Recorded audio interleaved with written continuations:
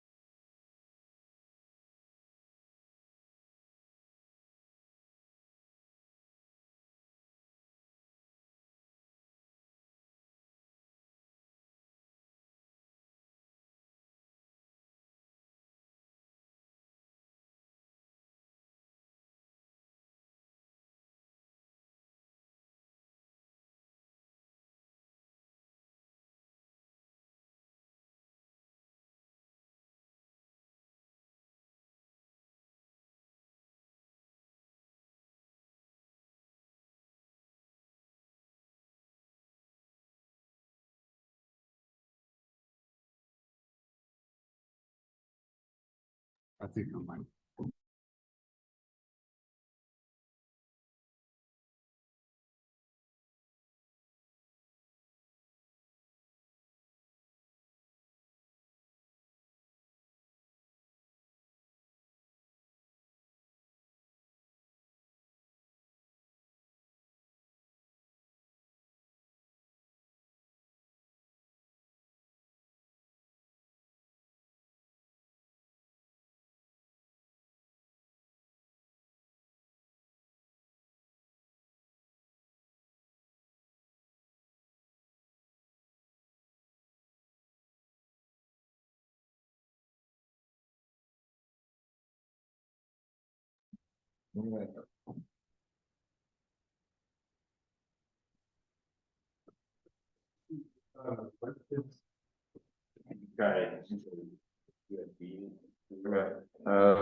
Try testing it again.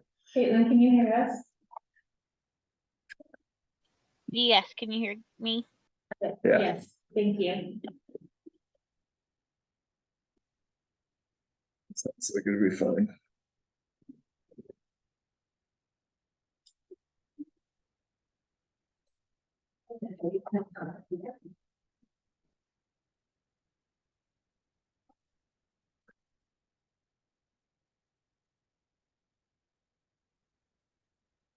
You should sit here. No, you should sit. I just sit in the front.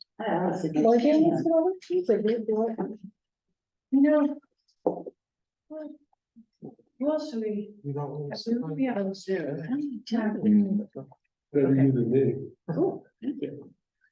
I brought my old one, just in case. Yeah, this is the The updated new version version. as of today. I Thank gave you. you one here. Yeah. I got plenty. You need a copy of the book? Nah, I'm gonna probably come in.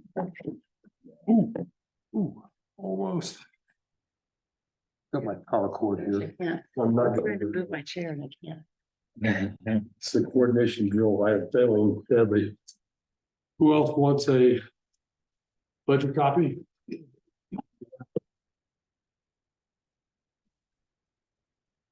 Don't look at yours right now. Don't look at yours right now. No, don't look at it. I gotta cut the budget somewhere, geez.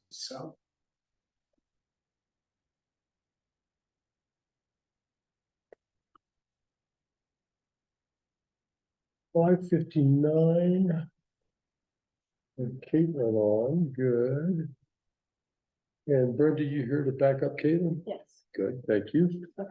I was gonna, since I just sent this to you, and you probably don't have access to it. I actually do, but yeah, please do show me. So.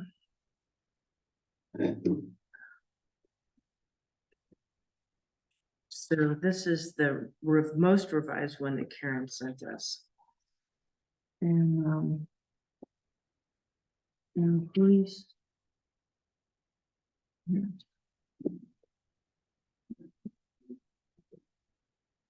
That's the mid-range.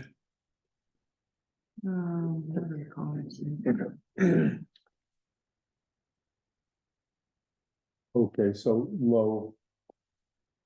Medium and high, Got yeah. it. Okay. All right, thank you.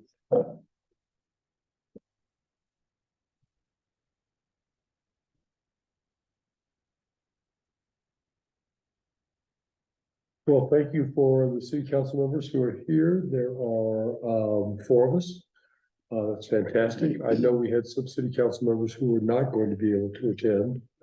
And so we will get on with the show. Actually, I don't have my agenda with me. Anybody have an extra agenda? Oh, yeah. There's the Oh, one thank you. sided on the copy there. That's the one we need. At this time, this is a work session, city council work session. We're gonna call it to order at 6:01 PM. Roll call please. Mayor Lobby, Here. Mayor Burton Green. Stan Brandt. Absent, Councilmember Hill, Present. Councilmember Richardson. Councilmember Milano, Here. Councilmember Torment, Here.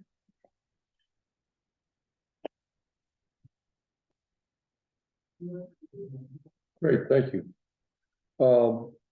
Anything on this agenda that anybody would like to change? Add, subtract, modify?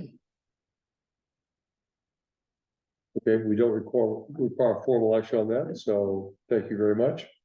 At this time, we would entertain public comments on items either on or off the agenda. In the case of a work session, I don't think it matters. Craig. Craig Gould, 315 East 7th Street, Lakeville. I wanted to talk to the city council about illegal building in the city. There's been a lot of illegal building in the city and it's very difficult to report it. You know, I come to the city, they tell me to go to the county tells me to come to the city. So I don't know what the procedure is, but I did pull the intergovernment agreement from 2018. That was signed by the county and the city, and what it says is, I'll just quickly read a few things. The building official shall be authorized to issue stop orders on behalf of the city. The city shall coordinate with the city representative on enforcement matters as needed by the city. The administrative service manager is the city representative. Now, I don't know if we have an administrative service manager anymore, We but do not. so what I'm querying is, I went to the county a week and a bit ago about some illegal building in the mobile home park. Another thing is, it's very hard to find out if someone even has a building permit, Right. because it's not online and it's very difficult. Should be public record. It should be public record. So they used to post it on the assessor's website, and I spoke to the interim assessor, and he's going to try to reenact that. And even the old building permits have gone away, like the one on my property is not there anymore. So I don't know how to deal with this, but also we used to have a code enforcement officer and we don't have one anymore. We do, we have two of them. I thought there was a community service officer. Same difference. You call whatever you want. Okay, that's new to me because everyone's telling me we don't have a code enforcement. We've been calling the community service officer, officers forever. Even Okay. Joe Swires Okay. was a community service officer. Okay, well, I mean, I have pictures of the building, and my concern is that if there's no permits being done for these buildings, people are extending like fire chimneys, all sorts of things. Now, how do we know that there's enough space around them, all that type of thing? I'd hate to have someone hurt. A 600 square foot metal building was put up over by the railroad right of way in one of the mobile homes. I mean, I'm assuming an accessory building, if it's over 200 square foot, needs a permit. People have dumped 40-foot containers all around town, no permits. I'm assuming they needed a permit for, or at least a conditional use permit over 200 square foot, 40 times 8, is 320. I didn't know there was it, because I haven't ever seen a code enforcement officer. Yeah, that's a So- whole different issue. I will tell you this, and normally public comment, we don't get into it, but I think we should. And so I also like to hear Chapin's. Yeah. Chapin is our planning director in the city. Yeah. However, we don't have a building department, so as you well know. Yep, yep. And so, in my opinion, the county does hold responsibility for this. If it's over 200 square feet, it requires a permit. You're absolutely correct. That's in code. Yeah. I think your liaison needs to be Chapin. Okay. So Craig and I talked We this talked, afternoon. he gave me a call this afternoon. I said I was still coming here, and he's been very, he reached out to me, and I'll send him an email of pictures and that. I mean, there's people that have changed garages into ADUs, all sorts of things. I mean, I could go, I mean, I'm not gonna bore you, but I could go and show you 100 illegal buildings in the city of Leadville. There's actually probably one just down the street there next to the Manhattan. But, you know what I mean, and there's the space next to the Manhattan that's being remodeled late at night. I don't know if there's a building permit. Mind if I go ahead and respond? So right now, I think the city, our intent is to, we are responding to complaints. So we are operating on complaint-based enforcement, because we do not have a dedicated staff member who is driving around block by block looking for these violations on a daily basis, whether it be for a zoning matter or for some other nuisance related matter that might be related to public health, safety, and welfare. So my standard procedure is if I receive a complaint, I always ask for someone if they are able to put that into writing, even if it's just a sentence or two. Because oftentimes what happens, and I would say over at least half the complaints that I received, the persons are not aware of the address, and they say, oh, it's on that side of town, and I don't have the time to go on a wild goose chase chasing down the addresses. Yeah. So I said, thank you because we do operate on complaint-based enforcement. And we do appreciate when we receive the calls and complaints, because we do want to respond to those, but we need to have some basic information. So that's usually where we're at, requesting an address and just describing the violation. So a shed that's being built, and then that gives us the information to go out and to take it from there. But we do have to have that basic information. And until such time as we have someone who is patrolling the streets and looking for those violations, then that's what we're doing. I'm gonna suggest something additional. Yeah. We do have 2 code enforcement officers, whatever you wanna call them. You could, if you get a complaint, let's say Craig sends you something about a building in town and he thinks it's being built without a permit, fine. You could have those people go do the legwork. Go to the county, ask if there's a permit, Do our community service officers, I mean, is that part of their job right now? I mean, can they, are they tasked with responding to those types of items for they're tasked with doing what you ask them to do. zoning violations? Yeah, of course they are. There shouldn't be anything within code that they shouldn't be able to deal with. There's some things that they can't do because they're not post-certified officers, but that's a police matter and not a code enforcement matter. So anyways, It is part of their job. Now, are they trained in planning so they know what to look for? You would probably just have to send them out and have to take photos, but they have other duties to sign. We have to post notices on buildings regarding short-term rentals and things like that. In terms of like writing letters, contacting the property owners, those sorts of things, issuing warning letters, citations, those sort of things, are they they? can't do citations. That requires an officer. But they can do everything short of that. Right, so that's the difference between a code enforcement officer and a community service. No, Officer that's, position. no, not at all. There's We use no- another jurisdiction like Don't code think of enforcement any officer. difference between a community service officer and a code enforcement officer. There's no difference. A code enforcement officer in other jurisdictions can write citations. Not in this not in this jurisdiction. We don't allow that. Yeah, Well, that has to be done by a police officer. yeah, and that's what I'm saying, that's the. Okay. So we did, I just did a police station down in Buena Vista, which is a small town, smaller than Leadville. And they have a proper code enforcement officer that can investigate,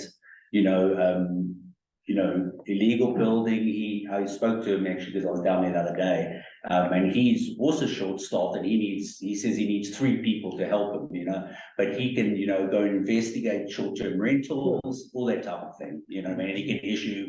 That means he's smart and proactive, and we don't have that, so. Okay, so- and he's part of the police department, he's in the police department. So, So it's something we can work on. I don't know that we need to decide all that tonight. But we'll try to answer your question, because they're really valid. I understand exactly where you're coming from. Obviously, Chapin is interested in that, so. And I have a running list and I am responding to those. I mean, right now, we have enforcement actions against several people who have built things without permits, but we are responding to the complaints that we received. Because we received complaints with addresses and descriptions. yeah, I can do that. Yeah. So that, I mean, things are getting done. It's not as happening as someone out there where we're taking the initiative to look for those violations on a daily basis. But we do have a process for enforcement. And I mean, I'm not trying to look for problems in the city. I just walk my dog around and see like crazy stuff happening all over the place, you know what I mean? And I'm like, I know, there's no housing in town, but, to convert a shed into a housing unit, it has to be to code and, the county wants their taxes on the month on that place as a living space. I mean, another thing is the Parkville Water and the sanitation district. There was one that was done on the east side. The people were caught out. We're getting Yeah, too people- much detail. Yeah, the people were caught out, Gotcha. okay, but they bought a water tap from the sanitation district without checking if there was a building permit. So there's a lot of like issues, I'm just mentioning that maybe isn't this a budget meeting? No. Well, this is a budget meeting. Meeting, so I'm just asking, maybe you could put in the budget for to No, have a code enforcement we officer. can't. Okay, I mean, I'm being a little smart ass, but no, No. right at this point, we can't. okay. We're coming to the end of our budget. We're gonna struggle to make it balance, and Okay. that's just where we are right Okay, now. but you I- gave me some good information thank you. because you telling me that the code what's it called, the CSO, community service. Officer. You're gonna have to work through Chase. Chapin, yeah, but the community service officer is a code enforcement officer according to the city. Sure. So, yeah, okay, so I'll send you an email with all. That'd be great. Yep, Thank you. yeah, I have about 10 or 15 to give you, so I'll send them individual All emails with Thank you, pictures, sir. pictures and everything, All right, so thank you. Sir. The county manager asked that you reach out to him. Okay, thank you. You're welcome. all right. On with the show. First up, we have the planning department budget. All right, I'm gonna share my screen. And just as a preface to this, Chapin and I have discussed his budget, and everything that he and I have discussed is currently in his budget at this point in time. Sorry, I have to rejoin the council, so I can share my screen. One second. What page is it on the budget? Sure. Do you look at it? Okay, I'll just keep looking. All right, so in your packet, I included just a 2 or 3 page memo that hopefully is a little easier to read than a spreadsheet. But just a quick retrospective on last year on a couple things for the planning department. Seven, thank you. The line items for legal and engineering services were exceeded. This is pretty much solely due to the rail yards enforcement, as you're all aware of what's been going on. I do have an email that I drafted today that I'm gonna send to our former city attorney and see if she can basically give us an accounting of all the rail yard SIA enforcement items, because we are authorized per the SIA, if they are in violation, we can draw from the escrow account. So that should bring down what we have as 2023 actual for legal and engineering fees. It should bring that down significantly and below budget. So that I'll be working with the former city attorney, new city attorney, and finance director on that. We did not spend all the budget for the code amendment consultants. There's about $4,000 that were remaining there. Historic Preservation Commission did also not spend all of their budget. So just a little retrospective going into 2024. So in terms of goals of the planning department, we talked about in the goal setting work session that I need some help. So there's a lot to do. I think we have all the bases covered right now in terms of some projects that were in the queue that need to get done. having, customer service really dialed in terms of, we get a lot of phone calls and emails asking, people asking what they can do with their property. And then just in general in enforcement, like things like, special projects like rail yard enforcement. But in order to kind of take the next step in terms of planning for the future, working on future code amendments, working on comprehensive plan, et cetera. And all of these things that, is the role of the planning department to plan for the future and, kind of capture that vision of what we want our built environment to look like 10 years from now and do all that work now so that we're not in a reactionary. But right now we are, for a lot of ways, we are, reactionary and we need to get out ahead of some things with code amendments, et cetera. So I need some help. So in order to increase that capacity, we talked about the goal setting work session of bringing on entry level planner who could start to take some of the load off in terms of answering phone calls and emails that allows me to work on some more special projects. I think that was something that would most likely, we would probably not be able to hire someone until beginning of the second quarter if we were to advertise beginning January 1st. And of course, that all depends on housing and all the challenges that in terms of staffing. But that is the plan, is to advertise for someone beginning in January. And that is in the budget, and I might add that this budget has expanded a little bit because the planning, zoning, and HPC are also in the planning department budget. And we moved those in, and planning, zoning commission, HPC, the city council authorized, so they are now on a $200 a month salary per person.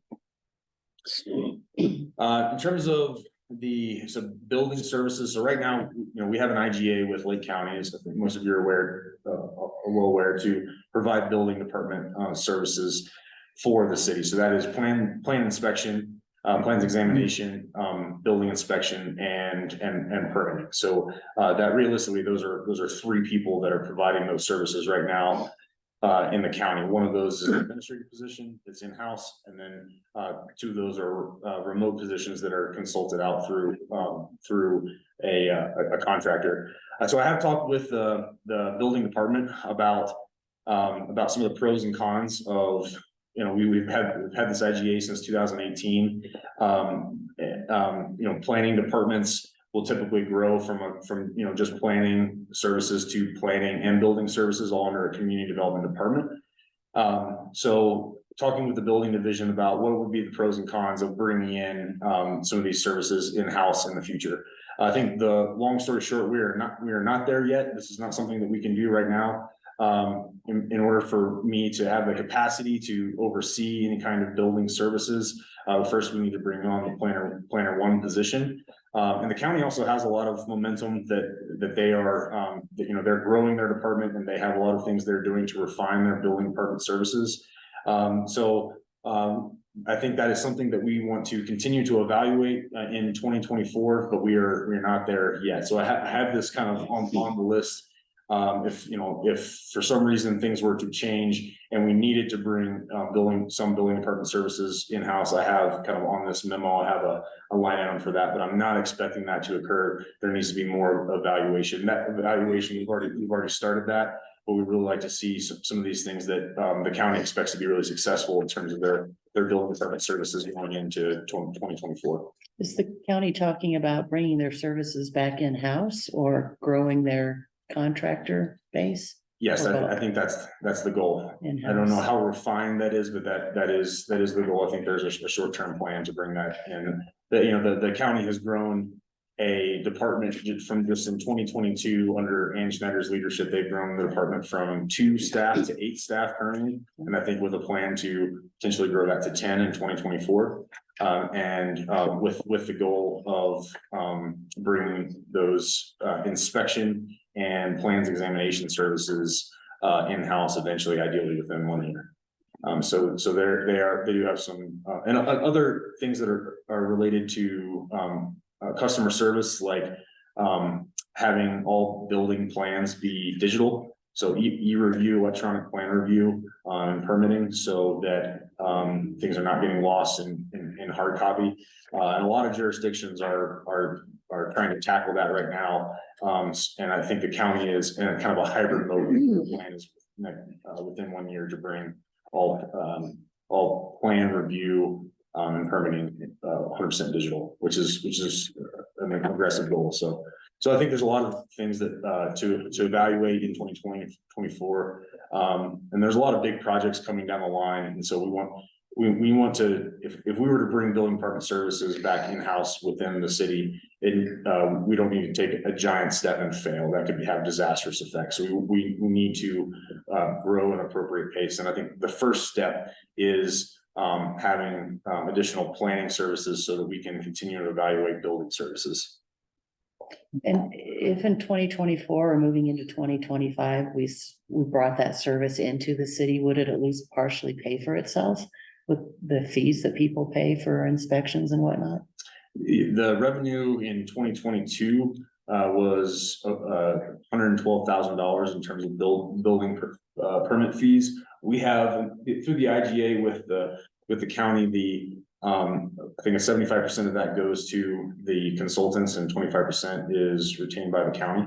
And so there is revenue there. We would have, that money would have to go back out the door if we were having an FTE for inspection services, for example, or we were consulting out inspection and plan review services. But yeah, there is revenue there. That would at least partially cover the cost of an Yeah, FTE. it would never ultimately. be an offset, but It would never be an offset, but Right. it would, yeah, gotcha. So Seems like we're a not good there yet, investment. but something to keep an eye on in the future. And you know, and we want the county to be, successful in their endeavor. So just kind of seeing how 2024 is going to go with some of the goals for the county. it's also heartening that the county is making such an investment in their building department. I like the vision of bringing their inspector and their back in-house. I think that's a great idea, when they can do it, if and when they can do it. It's a tough one. And the other is for them to go all digital. I just think that's a really a smart way to proceed in terms of manpower and the time it takes to print up all these budgets. I would say that. Agreed. Any questions on any of that so far? Well, maybe you'll touch on the DOLA grant later, but are you gonna speak about the DOLA grant portion of this or? Yeah, thank Okay. you. So there are grants that become available from time to time from the state. Right now, there is a grant opportunity that will roll into 2024 for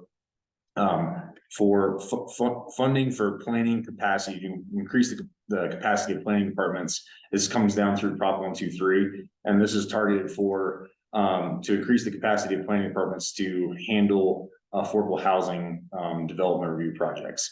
And so the staff person that you hired is not responsible for doing housing review as long as it's increasing your overall planning department capacity. But there's a commitment associated with that grant for having a fast track process adopted in your code for housing projects by 2025.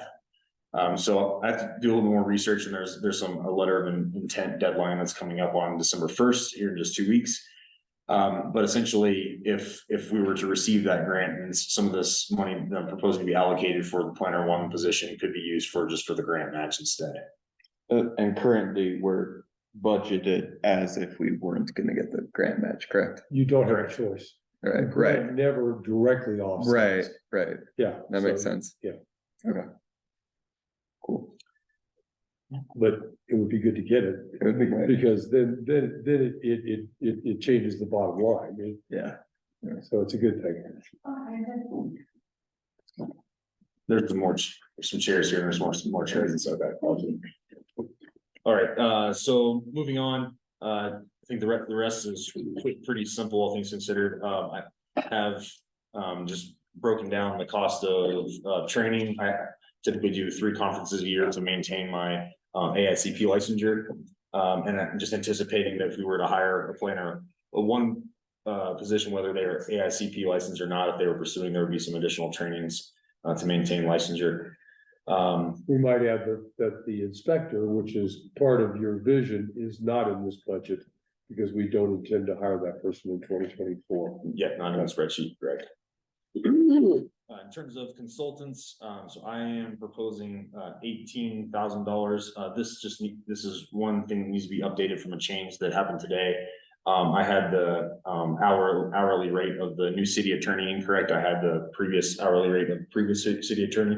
So I'm just allocating 80 hours of legal services in 2024 at $235 an hour, which results in just short of 19,000. That's not including paralegal time.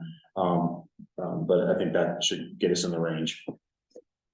HPC budget, we allocate $5,000 every year. That last year that was moved into the planning department budget. HPC did not spend all of that money, but they used some of that money for conference registration and for some of the survey work that they were doing for mailings and those sorts of things. So that wraps up the notes that I have in the memo in your packet. I think The only change I would have to make to this is the legal services, you go up by 4 or not. or not. Well, to match. We'll have that conversation. Well, I mean, this is a point at which we tighten our belts too, and so. Yeah. But I understand exactly what you did, so thank you. I brushed over something I should mention in terms of consultants. So the code amendment project that I think that I'd like to see adopted in 2024 is the housing variety code amendments, which was formerly known as the policy advisory team, or PAT code amendments. But that is the code amendment that right now we've had work sessions on that would increase density for developers in exchange for an affordable housing deed restriction incentive. So I think we want to get that adopted in 2024, and we are doing some work. So I'm proposing a $10,000 budget to bring on a consultant to assist with writing the housing chapter that would be associated for any kind of incentive zoning, or I'll come back to council with this at a later date, but inclusionary zoning within a PUD ordinance for larger developments. So PUDs are optional. So $10,000 for code amendments. That is reflected in this budget already. That pretty much wraps it up for planning kind of line item budget items. I just want to note that the comprehensive plan is supposed to be updated in 2025. Comprehensive plan is not just it is planning heavy, but it's not just a planning department lift. It is something that the city and county in 2015 used the same consultant to adopt their 2015 comprehensive plans. And comprehensive plan covers everything regarding kind of visioning for a city, including utilities planning, childcare, housing. It definitely has a big planning component. So just offering to the council for consideration, allocating some funding for hiring consultants in 2024, potentially to do some work for and ideally a 2025 adoption of an update to the comprehensive plan. And I'll be working with Lake County to get more information on kind of where they're at with their comprehensive planning. Is there a dollar value already in the 2024 there is budget? not. There is not, No. but you're suggesting that maybe there could be. I don't think that it's, the 2025 update adoption is a strict requirement that's coming down from the state. There are some probationary allowances. So, and I can get more information on that, but the state wants you to update it every 10 years, which would be 20. Also, keep in mind, this will not be very expensive. It's a refresh of a previous document that was expensive for the city and county in 2015. So this will be an update, although I can see considerable updates. And Needed. it would absolutely, include considerable updates when you start looking at things like housing and the needs of housing.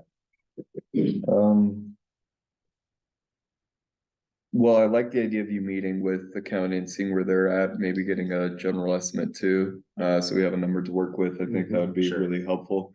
The other thing I wanted to talk about, since I think it would basically go in this section, I know part of the ask was also for that inclusionary zoning, and of course, in an inclusionary zoning, if we give a way out for the developer, we need some type of nexus study. Okay. Would you anticipate that's a 2025 ask or a 24 ask? If we were to go that route, which is a big if, but. Yeah, I'm not so sure that that is, it's appropriate to, for the city of Leadville Planning Department to Sure. to have that. That Okay. may be, more appropriate for, for the, the person, the group that's obtaining that contract to be the Regional Housing Authority, Okay. as a partnership between the city and the county. Sure. Not that, the city couldn't contribute towards that and that budget couldn't, be in planning, but not necessarily the responsibility to obtain that, because I think it's, definitely city and county wide, which means that it is, probably more appropriate for Regional Housing Authority. Yeah. in terms of I responsibility. would say this, the Regional Housing Authority would have a good opportunity to apply for grants for that nexus study, and I think there is money out there through DOLA. We wouldn't, since we didn't pass debrucing. And without debrucing, my understanding is Ooh. our, we can't apply for grants legally because of Tabor is my understanding I of find that very hard to believe. that. I think it has to do with income. Tim Bergman has his hand up. Maybe you could explain I about it. would like to hear, Tim, would you chime in on that, please? Sure. Thank you, Mayor. Thank you, council member. I just wanted to note that at today's budget work session with the Board of County Commissioners, we heard supplemental funding requests. One of those was from the Community Planning and Development Office that did include an impact fee study with including that Nexus study. So that is a proposal before the commissioners now. Obviously grateful for any partnership and collaboration with the city on this. With the debrucing failing for the Regional Housing Authority, it's a minor or large setback, depending on how you look at it, in terms of funding for the Regional Housing Authority, since they have no way to raise or maintain funds at the moment. So it would need to be a partnership between the city and the county, which of course does not preclude the Regional Housing Authority participating, but the money would have to come from us, should you want to join in that study. Tim, you have any ballpark idea of cost on that Nexus study? I would say $30,000 to $40,000. Yeah, and we Director Schneider put in a request for 50,000, so that's where we're at. Okay, thank you. Sorry to take a big No, time on please, that. no, one. that's excellent It's comment. good information. Any other questions for the planning director? I do want to have the conversation with you tomorrow, probably, about the attorney and the hours needed, although 80 hours doesn't seem like that much. I mean, so, I don't know where I'm coming from on that. I do just want to have the conversation and understand Yeah. what the need is before we plug it into the budget. Yeah, sure. Yeah, the legal consultation from the planning department primarily falls into two categories.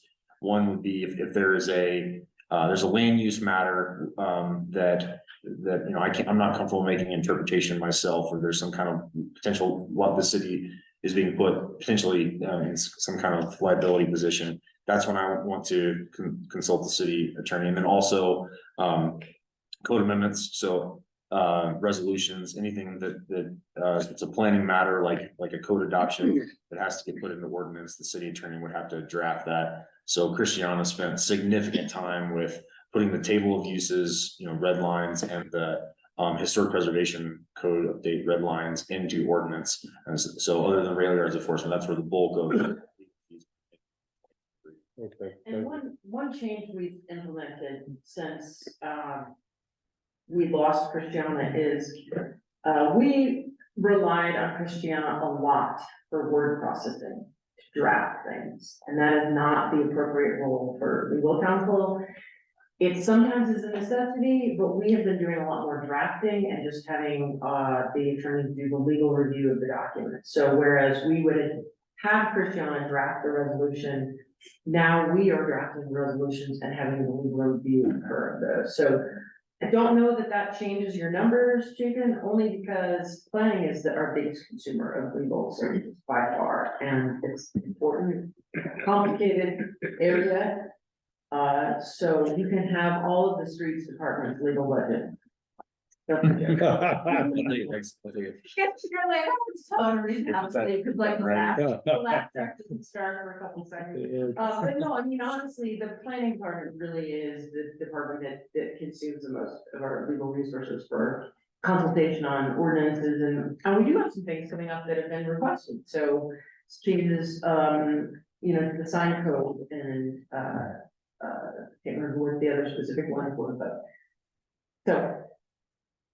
So they could just keep in mind, did you know how many hours you used in 2023? The total, I know dollar amount we have, but like hours wise? No, not from Linda. I have an email drafted just about specifically to the rail yards. Yeah, Um, exactly. because other than the code amendments that city council all saw, that was the bulk of it was the rail yard, so I'll have a better idea, but I don't have a total from Linda's office. Okay. Yeah. All right, Chapin, thank you very much. Thank you very much. Very thorough. You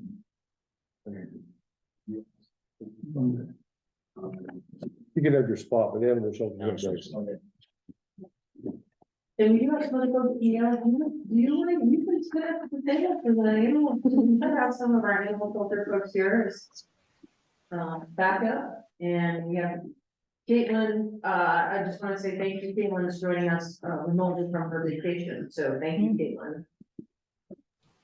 Happy to be here. I am sitting outside the parking lot of Starbucks because they closed early and there's no Wi-Fi anywhere else. So if I sound weird, that's why.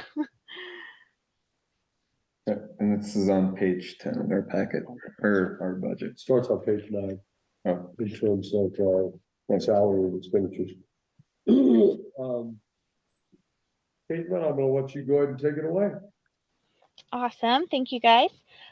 So today in this presentation, I'm going to have a brief overview. We'll get more into the nitty gritty in my end of year report, and we'll cover the 2024 budget info. So our mission at the Leadville Lake County Animal Shelter is to promote the humane treatment of animals and their people through advocacy, community outreach, education, and adoption services. Next slide, Hannah. Sorry, so one sec, there we go. Thank you.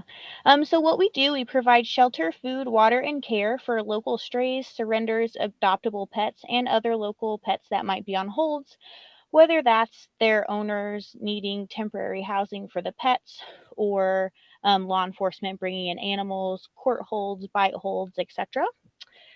We also help the community find or locate their missing and lost pets. We reunite owners and their pets, match adopters and adoptable pets, adopt out homeless pets to the best fitting homes, and provide food and other resources to local pet owners in need. Below, I just have some little happy adoption pictures included, just a few of what we've done in the past month. So we are going to cover our average shelter structure, just so you all understand. So there's roughly about 6 types of shelters or rescues. When it comes to government-run facilities, there are 2. There's an impound facility. So most people tend to think about like the dog pound or the dog catcher. And that's a facility that is typically staffed and ran by local law enforcement or animal control officers. They may or may not accept owner surrenders. Most of their animals are from local strays or court holds, and they do not adopt out animals. Animals are either transferred to other facilities or they are euthanized. They do not transfer in animals from other areas, and they typically don't have any services to the public. So that is Park County Animal Control. And they're just a rough example, of course. And then a municipal animal shelter, which is what we are, has a physical building with animal shelter staff. Many times it's a separate department under law enforcement. We accept local strays, surrenders, adopt out animals, transfer in animals from other areas, and may offer services to the public, such as vaccine clinics. Summit County Animal Shelter and Eagle County Animal Shelter and Services are also a municipal animal shelter.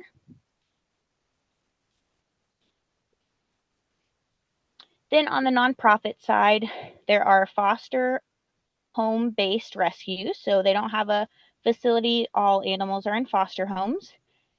There can then be sanctuaries. They may or may not have foster homes. Typically, they do have like a physical sanctuary. And then there are full-service private nonprofit. So that's like the Denver Dumb Friends League. They're a nonprofit, and they're considered full service because they are able to offer veterinary services to the public. So spay and neuter, vaccine, rabies clinic, etc. And then there's a nonprofit with a government contract. So that's like Ark Valley. So they have a physical building. They accept in local animals, and then they work on transferring animals in and offering services to the public. Next, we have admission types. So there are open admissions, which you accept any and every animal that comes to your facility. Unfortunately, that may lead to overcrowding or unnecessary euthanasia because you don't have enough kennels for animals that are there. There's also closed admissions, so they only accept animals that meet their criteria. That's a okay practice for rescues and fosters, but not for government-based organizations. So we do what's known as managed admissions. We're more focused on how the animals are brought to us versus what animals are brought to us. So we do accept local strays. We accept local owner surrenders. This is currently considered best practices.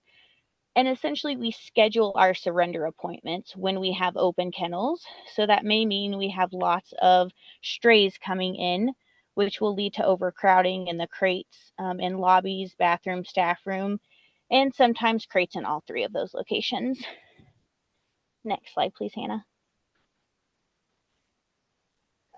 So here we have. Caitlin, with all due respect, this is a budget meeting.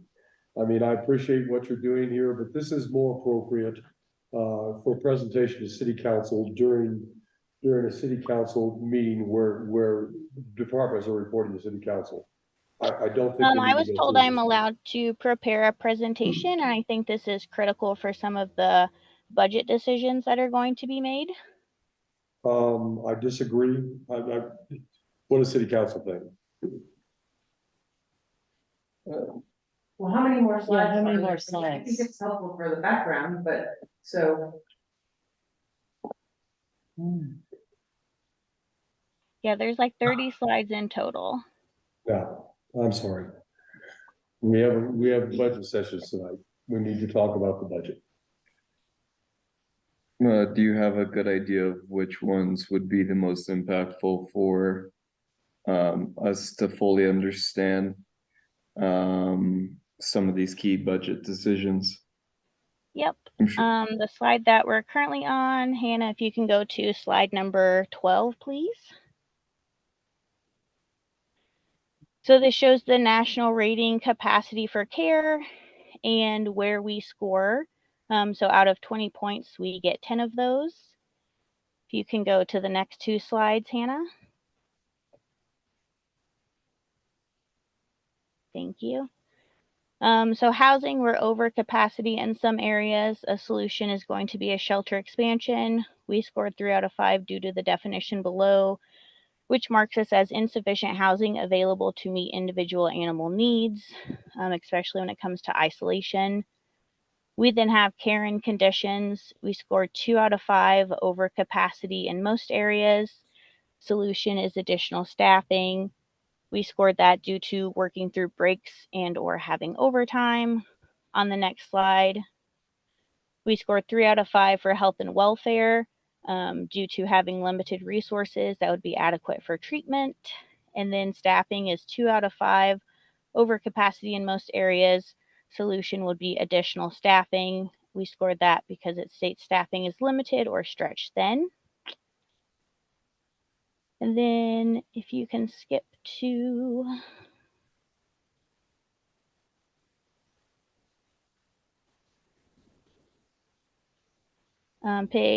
slide 21, please.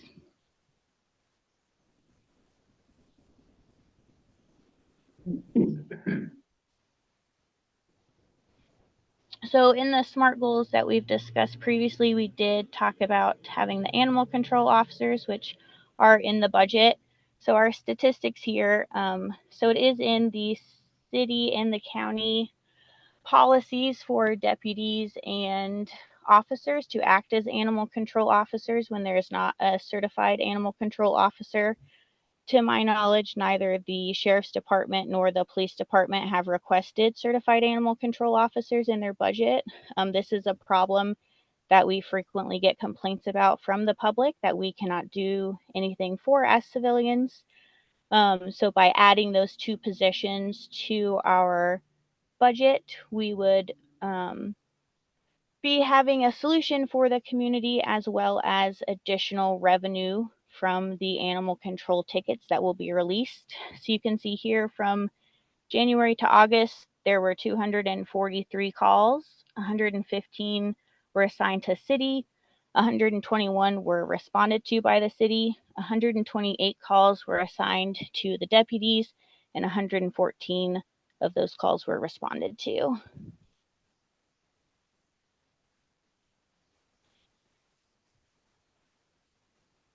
And then, Hannah, if you can go to slide 25, please.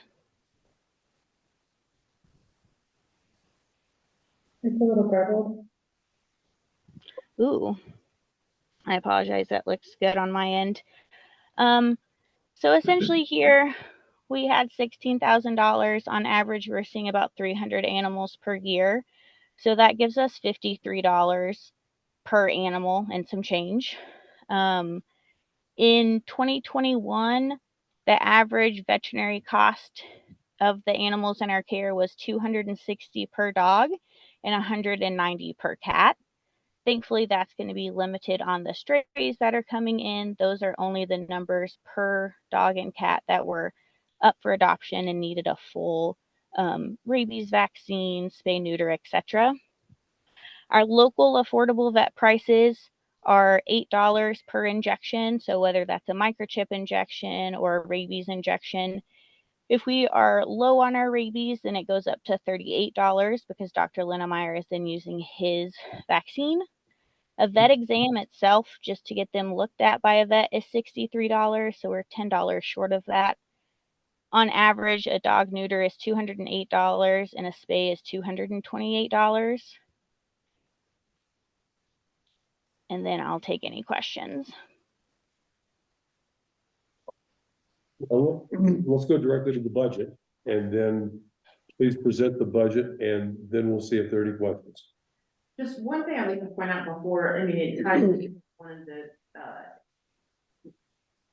statistics that Sheriff Speckman provided us in our last meeting was, it was interesting to me to note that one of the top calls was animal control. I think that was, you know, we had pulled the data for 2022 and presented that I presented that in the year-end retrospective. And, you know, ours were, you know, traffic parking, business checks, those types of things. But the statistics that Sheriff Speckman presented were kind of validating some of the concerns we've had about animal control and that being a top, I can't remember if it was, you know, countywide, but so this, you know, I know that Caitlin worked with Interim Chief Chavez before she left on some of these budget numbers and some of these requests, but I mean, I do think it's important that we consider that that was one of the top types of calls received. Yeah, just historically, we did have an animal control officer. We hired someone specifically for that job and they didn't stay. They went back to Summit County. And we haven't known what to do since. I mean, that is a specific trained police officer. They have to go through, you know, their own training regimen to be an animal control officer. So I would agree that in our budget for the police department, we move up to a chief and 8 people, regardless of where that budget goes. That's the intent. So one of those people could just as easily go to training as an animal control officer. The sheriff's office could do the exact same thing. When we had an animal control officer, we tried to work with the sheriff at that time, different sheriff, and it went nowhere. So I'm not saying we shouldn't do it. I think we should. I think it exists in the budget now because if we're fully manned in the police department, or the sheriff is fully manned, there should be room for at least one of those people to become an animal control specialist. Do you know if Sheriff Speckman put out the position in his budget that he presented to county commissioners? He did not. Sarah? Did he include an animal control? Yes. No, Caitlin said he did not. I don't know. I know that that's integrated into conversations we've had. Okay. He's Sure. proposed that. I guess that was also my worry is, I mean, this should definitely be a police officer position, you know? And certainly if this is inflating part of the budget, which I'm not sure if it is or not. I don't think it is. That was the point I was trying to Okay. make, but I think some focus is what we need. Sure. Okay. Being intentional about it sounds reasonable to me. And at that point, it's really just directing whoever the police chief is or whatever direction we go, regarding the police department, to make sure that if we are relatively well staffed, we should have one post certified, police officer that is also an animal control specialist. I just wanna put it out there that since Chief Chavez came in, he asked all of us as officers what we wanted to do and specialize in, and I put it out there that I always wanted to get certified in animal control, but it was his idea that it should not be a part of the police department. Well, So it was his idea. I get it. I Moving understand. forward, I would disagree with him on that, and we'll see where we go with that. But I'd kind of forgotten that, you know, you're a post-certified officer, and if animal control were your specialty, that might be a reasonable. Well, I have not forgotten that. Okay, got it. So, just so you're aware. All right, good. Thank you, Brenda.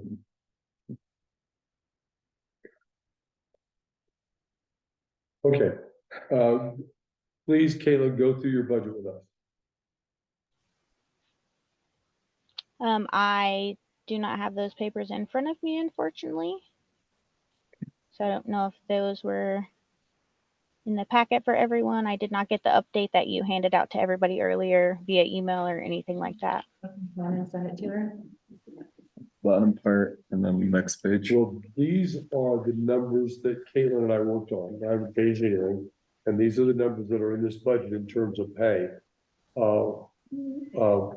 And I can, and we've had a lot of conversations about this, the animal shelter in particular budget and.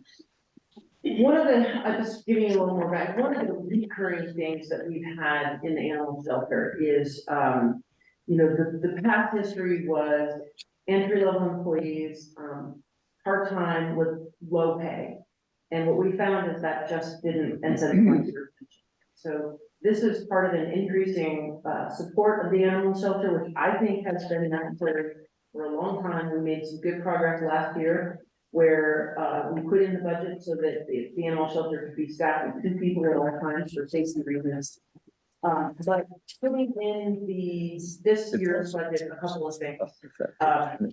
Pay increases, I think it's important that if you look at entry level positions now within our community.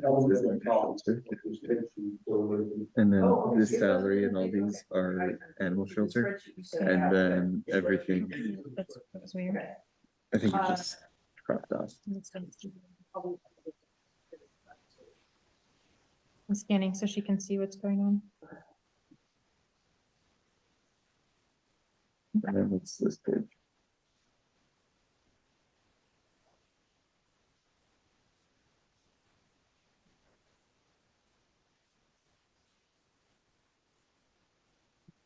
Mhm.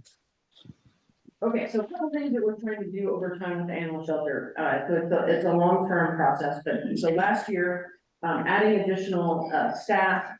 And then, some slight changes in the organizational structure of the animal shelter, but, you know, I leave that to the department heads, but mostly. Getting the pay up so that we can be competitive and so that we don't have, we can pay our people enough to live here, and I appreciate the folks from the animal shelter who are here. I appreciate you staying. I know for a fact that, you know, we do lose our people, and we've lost a number of animal shelter people to Summit County because they, as the mayor indicated, our animal control officer found he could make more money in Summit. So we wanna stop that. I think every single one-on-one that I have with Caitlin, and we have one every 2 weeks, the main thing we talk about is staffing. Maintaining staff is just been critical for the animal shelter. And I think it's a hard, I think, you know, a lot of times people come in and they think they'll get to play with puppies and kittens all the time. Frankly, it's hard work. You deal with a lot of animal control issues and you deal with a lot of food. So I think it's time to, you know, put a little bit more, towards the animal shelter in a little, than that. So that's why we're gonna see some of these increases in the animal shelter budget.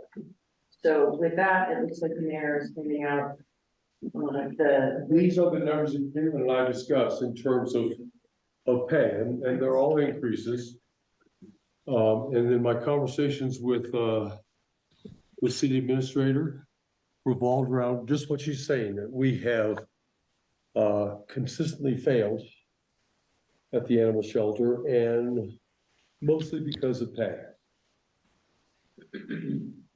So you'll see what we've got here is your entry level position is the kennel tech, and after a certain amount of training and understanding, you know, the shelter tech takes on additional duties.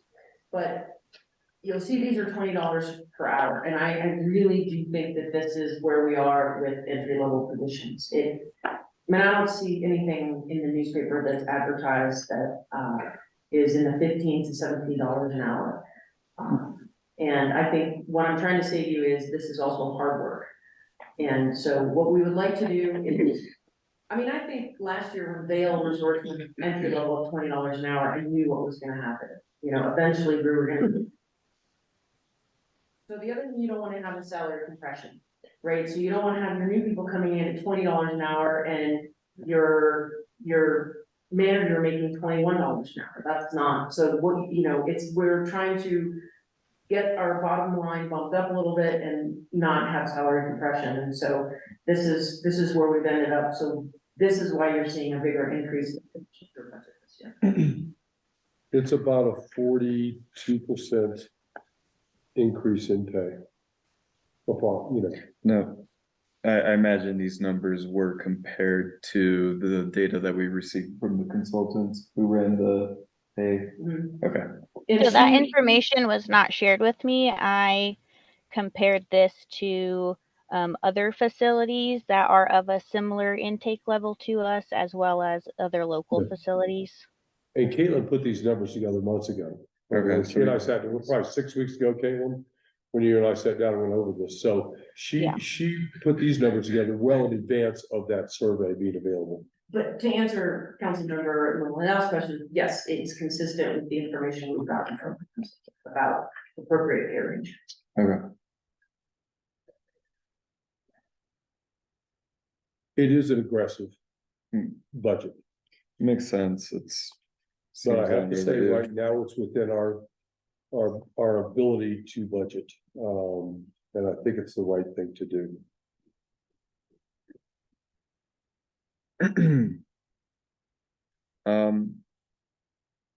Just in terms of code, Kevin, are we up to code on everything? I know you had mentioned the fencing, earlier, in one of our staff meetings, or sorry, not staff meetings, but city council meetings. Is there any other code things that wouldn't be covered by the current budget, or do you feel like this budget gets you up to code? There would be additional things that are not bringing us up to code. Those we have had some fundraisers for and would continue to do fundraisers for. As I mentioned last time, we need about $10,000 in additional fencing. We did have the maintenance guy help us make some repairs at the shelter.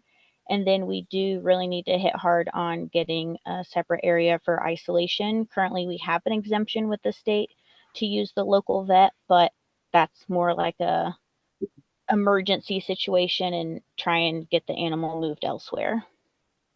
And what are the consequences for not meeting code? In the off Yeah, chance that you. Yeah, we could get additional fines and violations through PACFA. Additionally, that's going to be increased money for staff time, staff resources, as well as an increase in medical expenses for the shelter due to the spread of any potential contagious disease or illness. Okay. Um. So you said you're working on that, on alternatives. Do you have a good idea, you know, by fundraising and other such sources? Do you have a good idea if those will be successful, or do you think you're gonna fall short on any of them? We'll definitely be falling short on the isolation. I still need to run those numbers. Ideally, that's going to be me proposing to you guys as well as the county looking at a shelter expansion or a new shelter location sometime in the future and getting that planning all on board. With the isolation currently, Summit County does not have an isolation room, so they also have a contract with a local vet. Our local vet, though, their isolation room is not up to code. So even though we have an exemption with the state to use our local vet's isolation room, his isolation room does not meet standards. So that's, we would have to contact other vets in other counties in order to transfer or transport animals out. So right now they've been staying in my laundry room at my house if we have any issues.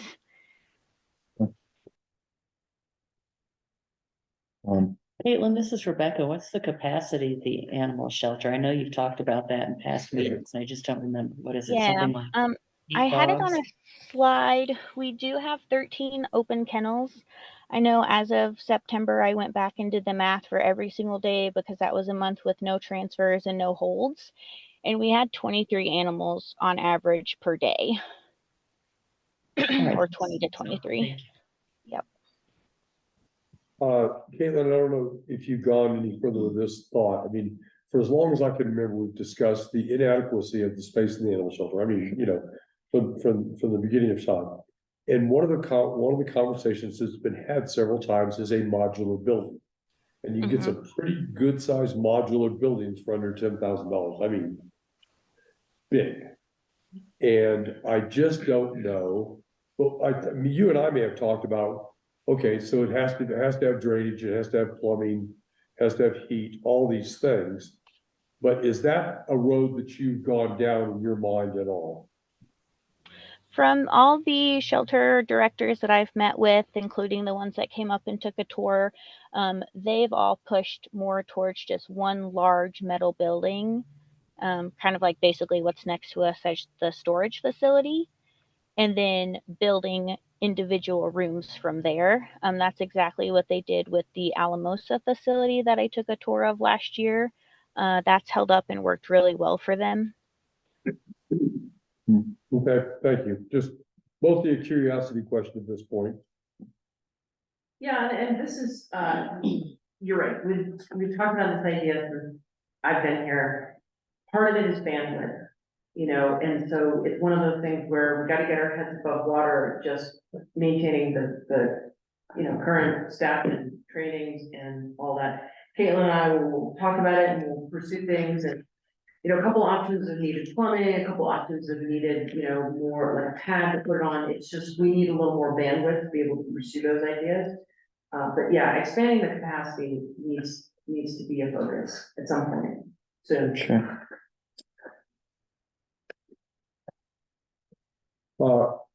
Any other questions for Caitlin about the budget? Now, we mostly focused in terms of this sheet on pay issues. The changes in the operational budget are not quite as pronounced.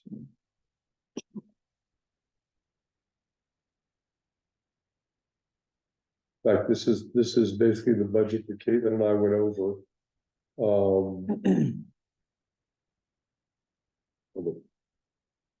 Get out of here. And I do think, the department has done a good job of chasing money, and I do think that animal shelter has been good about chasing money.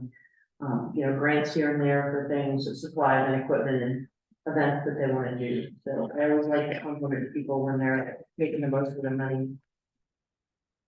I would like to not spend a lot of time on this thought tonight, Caitlin, but I think you know how I feel about it. I think that in my mind, at least, Grateful Paws has kind of let us down as a community. That's my opinion. I would I'm like sorry, to. why Grateful Paws? Pardon me? Why would Grateful Paws? I They just provide don't our think- food for free. Oh, they are providing your food for free? Yes, we get 2 free bags per month that they've worked out a specific. They're yes, 2 free bags of cat dog food as well as wet food that they work with the provider. Thank you. They've I been didn't a big realize that that relationship was getting better. I guess I've been disappointed in the last couple of years, and sounds like you've made some inroads there. Is that a fair statement? Yeah, Jill and Grateful Paws have always been a great supporter of the shelter. Okay, thank you. Commissioner Bergman has the comment? Or Commissioner? Jim, please go ahead. Thank you, Mayor and City Council. I guess I was just wondering if perhaps Caitlin could talk to, the operational theory of bringing animals into this community and then the impact that has on space needs for the animals that we do need to take care of in this community and what that looks like. Okay, good question. Caitlin, Yeah, can you respond, please? briefly, I can discuss that. When we have open kennels or a low level of animals, it's standard practice to bring in highly adoptable animals like those poodle puppies. They are then adopted out for $300 a piece, which increases the revenue for the animal shelter. And then it draws in more people because you're bringing in new animals. It's something that I submitted a survey for when I first took over. And we received, I believe, 92 answers, and all but one, so 91 were in support of a transfer program. So we only do so when we are pretty empty or low on inventory is what the standard statement is. And then you're only bringing in highly adoptable animals. For 1 or 2 cases when we work with Park County, they help us in many other situations. So that's just a partnership that we have there when they need help moving an animal so that they don't have to euthanize it. We will take that animal, and only if they're behaviorally and medically sound. And I would say one of the things we found over time, Councilmember Thomas asked about capacity. We've had to call in chips from other shelters when we've been over capacity. And so when we take animals, this is the relationship we have where if every time, we've been asked to help out or take an animal, we said, no, we're not gonna get that return favor. Okay, so let's say you're taking an animal in from Park County, and how do you certify that animal's behaviorally sound? Is that their responsibility to provide you with that? Yep. So we only pull from people that we trust and have a good working relationship with. We used to get animals in from a specific facility down in New Mexico, and that was kind of standard. Eagle, Summit, everybody was getting from that location, Ark Valley as well. And then we pulled some dogs that were quote unquote perfect that we saw they weren't really perfect. So we kind of severed that relationship. Thank you. Tim, any follow-up to that thought? Not at the moment. Thank you, Mayor. All right, thanks. We have a hand raised for JCH. Who is that? Hi, this is Jill Cone Hall with Oh, hey, Jim. Pause. Mayor Levy, can you clarify what you had said with regards to the relationship between Grateful Paws and the animal shelter? Because I think there might be some confusion here. Might be. I'd be glad to have that conversation with you. I could give you a call tomorrow if that's okay. That would be excellent. The one thing I want to say is that for at least 2 years, Grateful Paws has donated 54 pounds of dog food a month, 20 pounds of cat food, 48 cans of cat food, and 24 cans of dog food in partnership with Pets Global for the Leadville Lake County Animal Shelter to help not only give the dogs a consistent food, but allow them to not have gastrointestinal upset from changing foods and just being on donate food, which is extremely hard for them in addition to being in a shelter.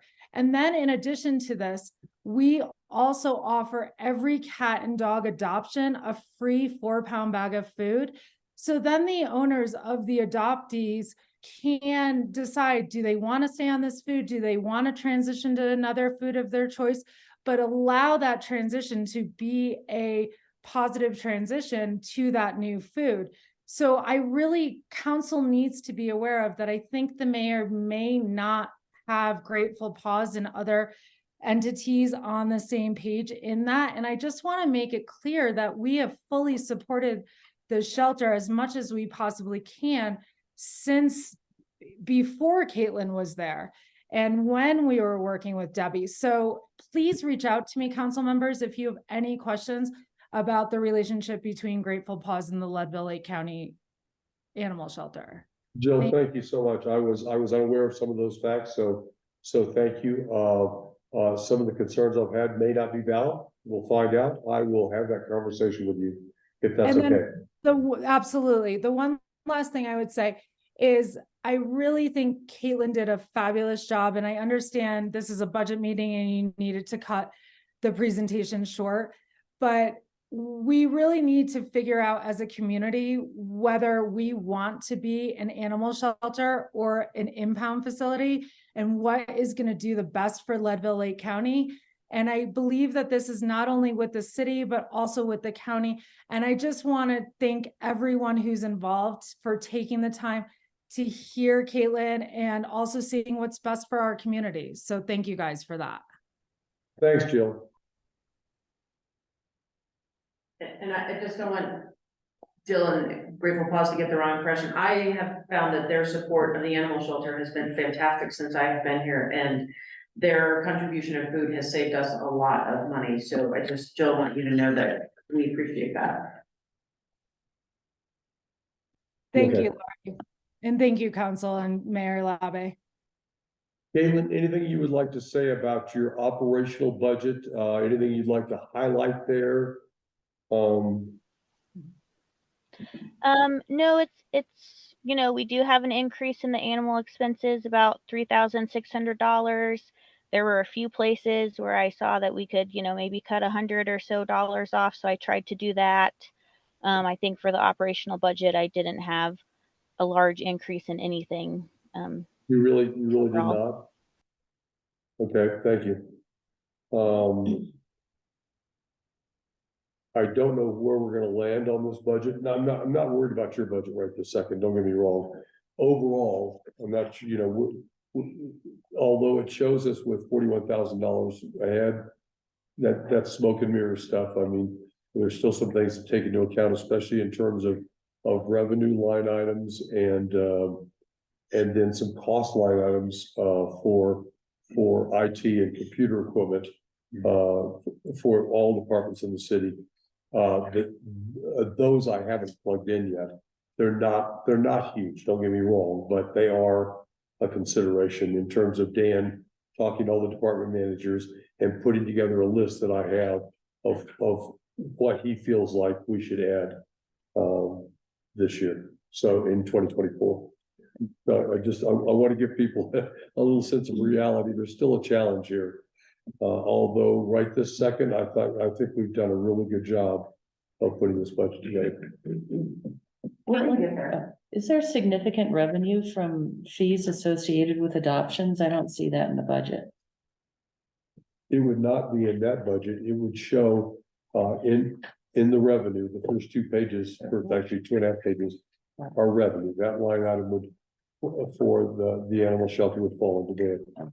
Departments don't show revenue. Revenue goes into the general fund. Got it. If you look at, it's 3320 and 3321 on page 1. Okay, got it. Okay, animal shelter fees. Got it. Thank you.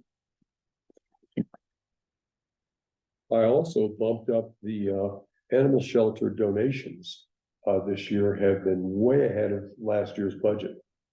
And so that's very heartening. I think we had budgeted $1,000 in donations, and we had over $7,000 in donations in 2023 year to date. So I did bump that up in revenue as well.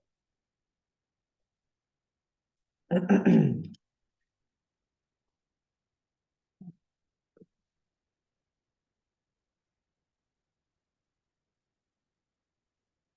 any last thoughts? Nope, I'm good. If anybody has any other questions, I'm happy to answer them. Yeah, well, Caitlin's on the line. What does city council think about this budget? It's pretty reasonable ask so far. I would like to see some type of preliminary thinking about that fencing specifically. Sure thing. 10,000 seems a bit high to raise fully off of. Maybe it's just out of the contingency fund though, depending on whatever's remaining.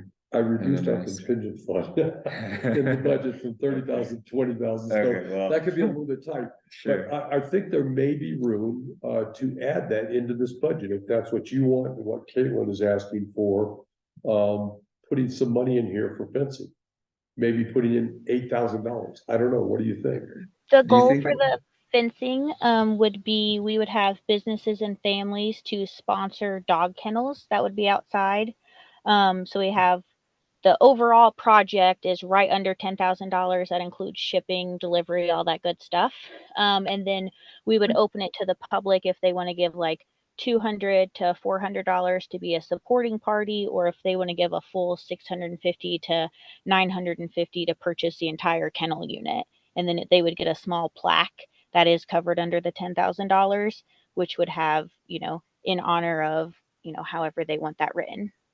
Then what we might do is we could plug $10,000 in this budget, then I could increase potential donations. Yeah. That's By what I a was couple thinking. $1,000s. I don't, Okay, you have thank you. any feel for that at all, Caitlin, in terms of what you might expect in public participation in that project? We've already had multiple people approach me and wanting to purchase an entire kennel unit, some including over $1,000. So I haven't even advertised it yet. So I'm very hopeful. That's kind of exciting. What Yeah. would you, if you wanted to make a wild guess, what would you think we might increase donations by? Basically as a budgetary offset to the $10,000. For the entire project, I'm hopeful that we're going to get about $12,000 in. In donations? Correct. Yeah. Wow, Caitlin worked on a flyer and she has been working with a lot of local businesses and they've been very supportive, so. that's incredible. Mhm. Then with everybody's permission, I'll put in $10,000 with a $10,000 add to the donations. Does that sound reasonable to everybody? It would be a wash, in other words. Sure. Yeah. Is that okay with you, Caitlin? Yes, thank you. Okay. That's a kind of a pleasant surprise. Yeah, no kidding. Okay, Caitlin, thank you very much. We appreciate your time. And thank you guys for being supportive. Yes, please. So I would just like to add a closing statement for anybody here that is under the impression that working there is just sunshine and rainbows and babysitting the animals. Please humbly come and volunteer there, because we've been working with animals there from cruelty cases that aren't behaviorally stable. So they are bite risks, they're trying to attack, they're lunging. They might be very shut down and just trying to recuperate them so they are able to be readopted. And that is not relatively difficult to perform, and it takes time and a lot of resources to help perform those tasks. Would that be something where you would try and foster it? No, if it is an aggressive animal. You it's more can't even risk foster for it, them so- to- So Be an arrest. what would be the plan of action in that case? You have a dog that's really badly behaved, being very aggressive, and you'd like to rehabilitate it, but how do you go about doing that? So we get trainings that some of us are in process of trying to get going with, like, aggressive dog behavioral training, so that we know how to handle an aggressive animal without getting bit. So that we can try and maintenance them, give them treats, give them other behavioral tasks like clicker training or treat training. Just so they can slowly, especially if it's a fear of people, slowly get them used to being around people and not that person's going to hurt you, so that slowly you can attempt to give it treats, play fetch with it, or throw a ball, or even pet it, depending on how mentally or mentally unstable that the animal becomes. So what equipment do you have to cope with that? You have the gloves? What do you So have? Currently, right now, we do not have very many protective equipment at the shelter. We have mace and we have air horns in case a dog fight were to break out, but we currently do not have in stock bite-proof gloves, any kind of bite-proof gear. We don't have anything in case an animal were to physically attack us, Hmm. other than our horses or air horns. Okay, so bite-proof gloves. Yes. Caitlin, is that built into this budget at all? We do have the supplies there for the line item for safety equipment, and I am meeting with Crystal when I get back so that we can see how much exactly we have remaining to purchase the equipment, since we are seeing, unfortunately, an increase in aggressive dogs coming through the shelter. I don't see a line item. Well, please, one of the things I think we're trying to do is make sure that if we have money left in 2023, so I think that's why she's gonna be. Oh, got it. We wanna maximize, what I've met with all the departments Thank to you. explain, look, if you have money you've allocated for things in Good. 2023, please spend it rather than hold on to it and then have to ask again in 2024. So Well, depending on what kind of bills we have between now and the end of the year, we do have, certainly animal expenses, we have over $7,000 in there. That's really about the only line item that would be helpful. Caitlin, I don't see an animal safety. I think it's under supplies under the first line. item. Correct. Okay, gotcha. Yeah. I guess. Given that it would save us money in the long run, I would love to see some type of like. Protective equipment, general costs, I assume once you do inventory and meet with. Crystal to talk about what budget you have left. To get a good idea of what that might cost, so that we're able to have a good understanding of that, because I think it's essential that we would. Of course, protect our employees. Do we know what bite-proof gloves cost? I bought a Not pair off the top of my head. I bought a pair off of Amazon because I have pet snakes with large teeth. And some of them were only $35 to $40. Oh my And they goodness. come up with here on. I was assuming they'd be hundreds. Same. The very nice brands could as well be. Still, these are not big, these are not huge, expensive line items. I mean, these are, okay. Yeah. Caitlin, I certainly would encourage you to work with Crystal and, as Lori just said, let's use up that money before the end of the year. Let's use it now. Agreed. Thank you. Thank you. Thanks for bringing that to our attention. That's really good. Any other last thought? Thank you for having me. I'm glad to be here for moral support. Okay, this budget looks really solid, Caitlin. Thank you. We're gonna make it work. All right. Next up. Fire department. You got 10 minutes. Starting on page 12. Y'all will never give me. All right, so, good evening, everybody. Budget presentation for annual 2024 budget. Go ahead and skip to slide 9, please.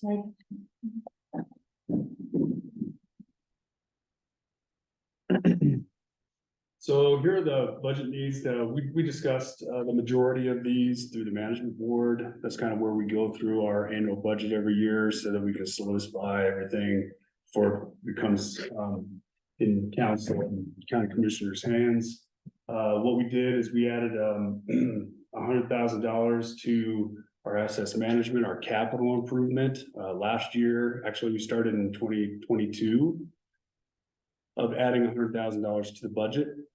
I don't know if you remember, but we spent that one on the Type 1 engine because we had that opportunity, that Spartan that came through. Last year we had 100,000, and then we added an additional 100,000 to 2024. So in that line item, you'll see $200,000 to plan for that capital replacement in the future. That was something the fire management board agreed on, so it is now in the budget.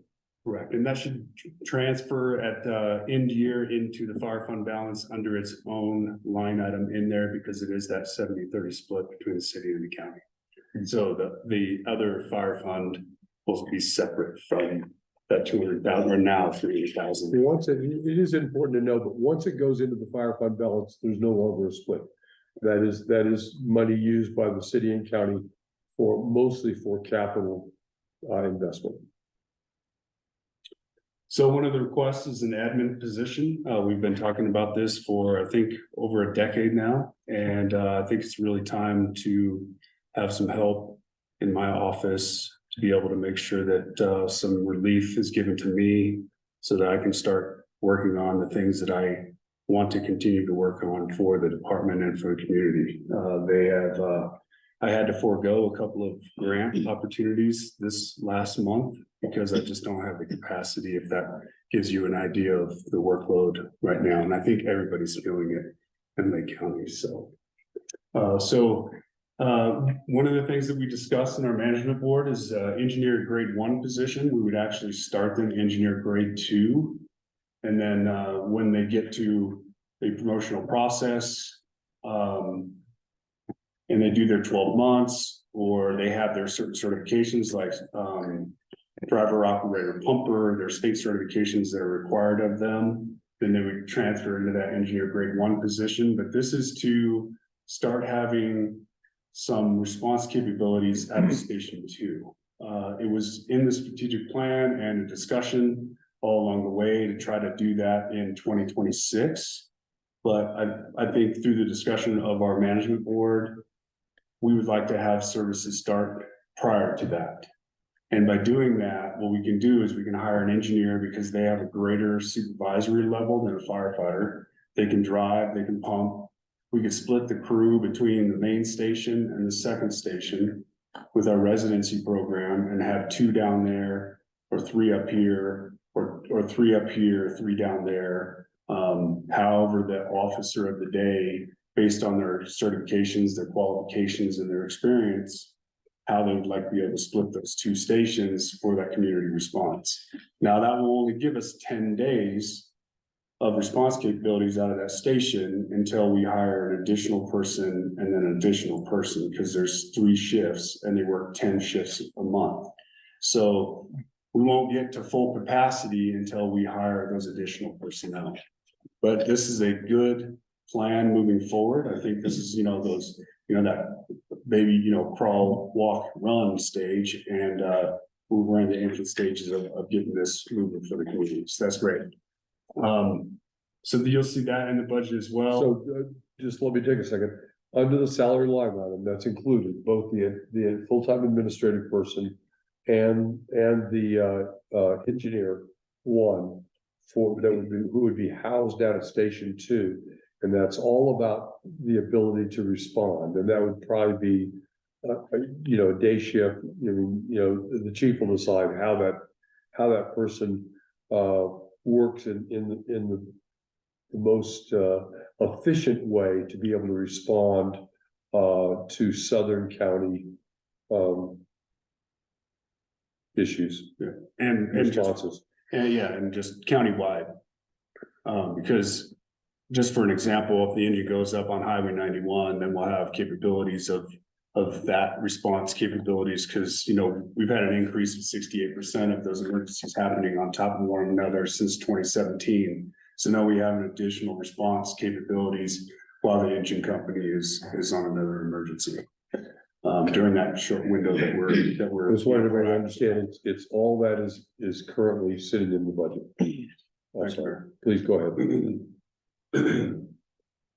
So the hazmat equipment, I met with the South Central region today, myself and the emergency manager. They did make a decision to take the hammer and Aaron light from us. We have had that piece of equipment since 2005 off of a grant. And so we will no longer have that piece of equipment. So what that means for us is that we have to still have hazardous materials response for our community members.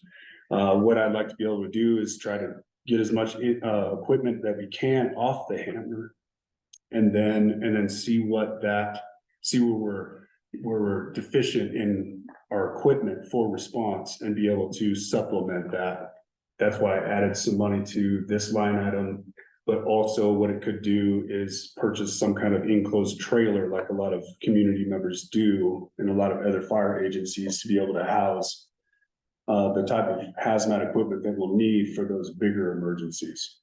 I don't know if you ever seen a hammer, but it's a huge piece of equipment and it drags on an air and light vehicle behind it, which is a compressor. I had some concerns about relinquishing that equipment back to the South Central region, but working with the college and the air and light, what it is, it's a compressor where we fill our bottles. And working with the college and that program continuing to grow, they're getting a new compressor for the fire academy. So instead of just having the one compressor that we have over here at the main station, and we had the air light, but now that's gonna go, we'll have an additional one in our community so that we're not gonna fall short if this one breaks down. So that kind of all fell in place. That was great. Minor equipment added 6,000 for small engine equipments. That's your lawn mowers and things that are just, being used and abused over time, snow blowers, all that kind of stuff. We need some replacement of that. We did actually just get a donation from Jeff Johnson. It's like a $2,500 snow blower, which is awesome. It's got tracks, so that reduced that amount. Oh, is that already, because that was one of your add-on items this year, so that's. Already backed it up. You did, I saw. I didn't even hesitate. I know. And a flow meter, it's about $4,000. That's so we can be accurate on our GPM flows and our pressures out there and making sure that we're flowing the right kind of water through our hoses. How much you said a flow meter was? 3,000? 4,000. 4,000, okay. 4,000. So. Back in I think I made my calculation based on 3,000. I'll double check it tomorrow. Okay. Just give me a copy of this. Okay. So utilization, line 6309, 25,000. Again, what the management board have decided is that we put 25,000 set aside for equipment for the fire department annually. And we didn't touch it last year or in 22.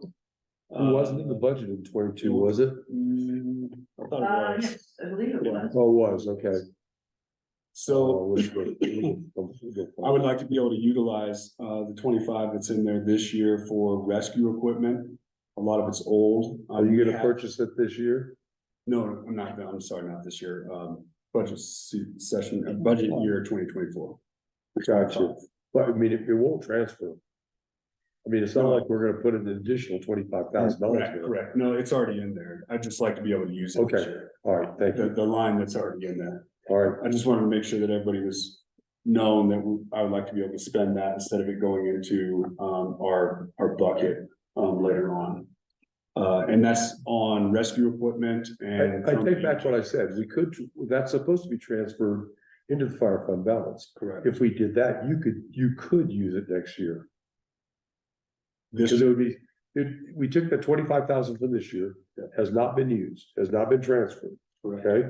If we transfer it this year, it'll be sitting in the fire fund balance next year, Correct. okay? And we'll have an additional 25 in next year's budget. Correct. And that's the 25. I'd just like to be able to utilize that line. So that's this year's 25 would just go to the bucket and I'd spend this It year's. doesn't matter to me, it's Yeah, a wash. It's kind of pool of pond, right? Gotcha, Yeah. Okay. And that's for thermal imaging cameras as well. gotcha. We still have the original one from like 2006. Hmm. Well, we do have an additional one, but we still have the old one. Workman comp increase, you'll see that was an increase of 12,217. We're trying to reduce this, of course. It's very tough to do, and statistically, it's really hard to reduce those workman's comps claims, no matter what kind of work that we do, like working out, staying fit, eating healthy, that kind of stuff. But we try, and we're gonna continue to try to do that. I haven't seen the workers' comp numbers yet this year, have you? These You showed numbers, an increase. yeah, these numbers here are the ones that I got from Donna originally when we were working on the budget. Okay, I'll double check on that, because I don't think we'd seen the final workers' comp medical numbers. I'll check with Crystal on that, because then I have to fulfill those in each department, depending on what it comes out of.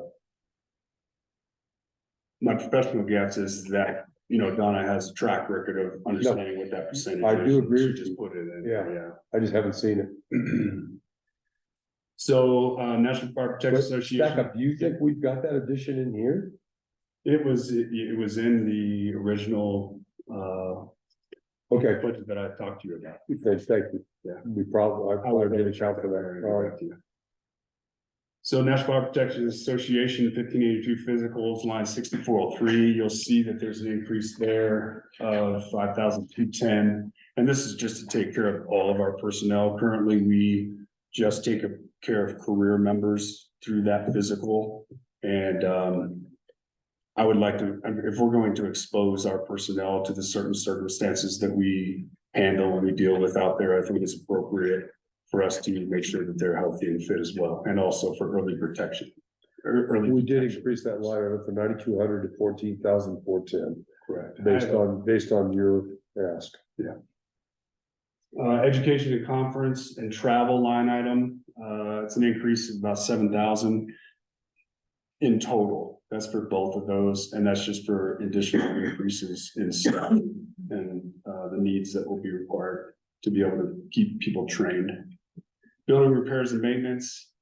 This is a $15,000 addition. This is for sheetrock, access panels, possibly some plumbing once we get in there. I don't know if you remember, we had a huge failure in our bay over here. About Larry understands. So there may be some other plumbing work that we'll need to do before we seal all that up and put some access panels and fix all the sheetrock that had happened, etc. We do have a cracked window in one of the bays in the back that I'd like to be able to fix. And also our entryway doors have always given us problems, and I've talked about this for years, Mayor. I don't know exactly, we may or may not get around that, you know, again this year. But and if we don't, the other alternative is to be able to fix our plum event system, which is where the tactical tender sits, which is on the northeast bay. And there's just a pipe that comes right out of the ceiling, and the exhaust is here on that tactical tender, and there's no hose that connects those two. So when that tactical tender starts up, it just throws a bunch of carcinogens in the area, and I'd like to be able to upgrade that plumb event system to connect to that. Is there, I have a quota on you that. have plumb event system in that building, I do. and are all the other bays covered by that? It is. They all have the hose. Why doesn't that one have the hose? That one was set up for an exhaust pipe on a normal rig down below. Right. And then we got the tactical tender, and it became its bay, and now it has a vertical stack. So that You pipe, can't shorten the hose? I'm confused. yeah, it's different. So it has to have a certain amount of bend in it, and the retraction portion of the actual Okay. the way that it's built, otherwise it'll burn. And what are you projecting the cost of that That is modification? that's $4,465. Okay. Now, the rest of the plumb event system, like Station 2, et cetera, that was off the AFG grant. And that Right, that was like $70,000. $75,000. Yeah, that was a great grant. $75,000, yeah. So, and then 2023 Max D trailer, it's 8.5 feet wide and 18 feet long, has 14,000 GVWs, are two 7,000 axles, and it's a bumper pull. And it's $9,400 a night, and I'll talk to the management board. It doesn't necessarily need to be in the operational budget because it's a capital purchase. I'd like to be able to take that out of the fire fund balance. That trailer is to haul around the 1928 Model A, because currently right now it does not have a trailer. We're using one of my engineers or one of my captain's trailers to be able to haul that around. I think that's inappropriate. But I'd also like to be able to use that trailer in the future if we were able to start a chipping program and be able to get a mini X on it and bring it around to the community members that have slash next to their curbside. And also possibly maybe putting some side rails on that as well to collect the slash and then burn it in the air burner up at the landfill. So I want to use it as a multi-use trailer. But right now, I would like to be able to house the Model A on it, so So we can get those. That trailer, it's a huge trailer. It's a huge The trailer. trailer's $9,400? It's $9,400. Okay. And, Chief and I talked about this, starting this program, I think it's a fantastic idea. I mean, as far as is mitigation and, you know, looking at, well, having our citizens help with their own mitigation around their properties. I think creating a program like this is. Where, Yeah, we're working on it. where's the Mini X coming from? The Mini X, I hope in the future to be able to write a mitigation grant for that piece of Okay. equipment. All right. That'd be fantastic. Yeah, Street Department has a Mini X. did they? Yeah, I mean, I don't know, in terms of sharing, you know, if you scheduled a time, you know, or dates to use that when they didn't need it. Anyway, it's Gives us available, options. I like that. and it's got a thumb. Oh, it does. Yeah. Yeah, because that's what we We do. bought that separately. Yeah, okay. I'll keep that in my Rolodex. So, currently right now, these are the numbers, as you can see. This is the. Sorry. Make this, oh, there we go, thank you. So this is the county fire protection amount, and here's the general fund for the city for the total amount of 53471. Next slide, please. So this is a projected budget. The county asked me if I could give them a projected budget out to 2027. So this is what I did, and this is their numbers. So I don't think we need to spend too much time on this, but if you have any questions or you'd like to have these numbers later on or a conversation, please reach out to me. I'd be more than happy to kind of give you what my overall projection would be. The greatest one on that, the actual amount increase over the years, you'll see from 24 to 25. This amount here is the next slide, please. So our safer position, which is 3 firefighters, and that grant is roughly $600,000 that we're currently right now for 3 years. It takes care of their salary and their benefits to be able to have them on our engine company. When that ends, it ends in February of 2025. So that increase that you saw on that former page is that increase at only 3% though. I worked this out with Donna, because on average, we had a 3% increase when it pertained to salaries in the past. This is what we projected out for those 3 years on looking at what would it be in 25, 26, and then 27. So I just wanted to make sure that everybody was mindful of this because Yeah, that jump from 24 to 25 is the big one. 24 to 25 is the big jump when it pertains to keeping those staff members. Sure. Okay, And is next that- slide. I'm assuming that grant is a one-time grant rather than a. It's a one time, they really, now, okay, let me, I've never heard of another organization receiving it twice in a row, Oh, but okay. it's not gonna hurt to go for it. Well, I hope you get it. Yeah, if I can, I'm going to apply again. Yeah. And see what happens, but it does specifically state that, you know, the governmental agency should take on the responsibility of this after the fact. And they used to have it where it fell off each year and then you increased as it went. But then they changed it the year that we were awarded, where it was just, it paid for everything for 3 years and then it just falls off. I don't know why they did that. I'm Because, glad they did, actually. oh, It's been yeah, kind of nice. it really has been. There's minimal impact for sure. I mean, well, certainly has been for 3 years, yeah. So here's the fire fund balance, just to give you a little bit of an idea of where we're at with our capital bucket, and this is not this does not include the 300,000 and the 25,000 that we're setting aside out of the general funds. This is just out of wildland deployments and other standby services like what we do for the airport.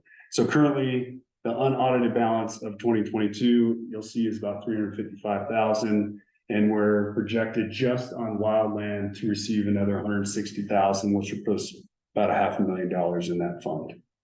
So, next slide, please. And then we'll add $200,000. Yeah. You know, to the fire fund balance, based on our budget here. Correct. Okay, so, we're doing very well on that. We are. I'm surprised at the numbers, but you know that you and Donna worked on those, and so I believe that you guys have got it nailed down.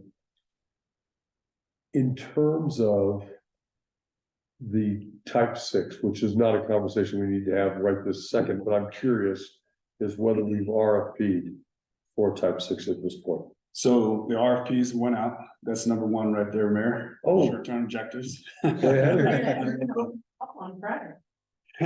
Yeah, so that's the goal, Yeah. is to be able to have those RFPs back by the 16th. And then, Really? yeah, and then have the management board in an open meeting by law to open those So in that. you have management board on the 17th? On the 17th. I will not be present. I'll be in Texas, but I'll remote in for that. All right. I'm good. gonna have Chief McCann and Bo open those and give that. That's, information. Shockingly good news. Yeah, Okay, good. Thank you. yeah, I'm looking forward to it. Just to see what that crazy, it's out of control. That's another topic. Okay, so replacement of Command 1, it is for the apparatus replacement up to be replaced, but I really feel like if it's not really pressing. I can wait on my command vehicle, I can wait on all the other command vehicles and talk to my management board and say, hey, what's the best path forward with this? Is it going to be, do we get into a replacement plan like what the county and the city are already in with law enforcement vehicles and public works and all of that? Maybe that's a better idea than just purchasing something outright out of the fire fund balance for our command vehicles. They're all roughly about 70,000 miles. They have a lot of hours on them because when we're on an emergency, they run for a very long time. But overall, I would say that they're in pretty decent shape. I mean, they're kind of getting into life. We're gonna start seeing some maintenance issues on them, but I think that we can probably get a little bit more life out of them. So I don't say we move forward with that.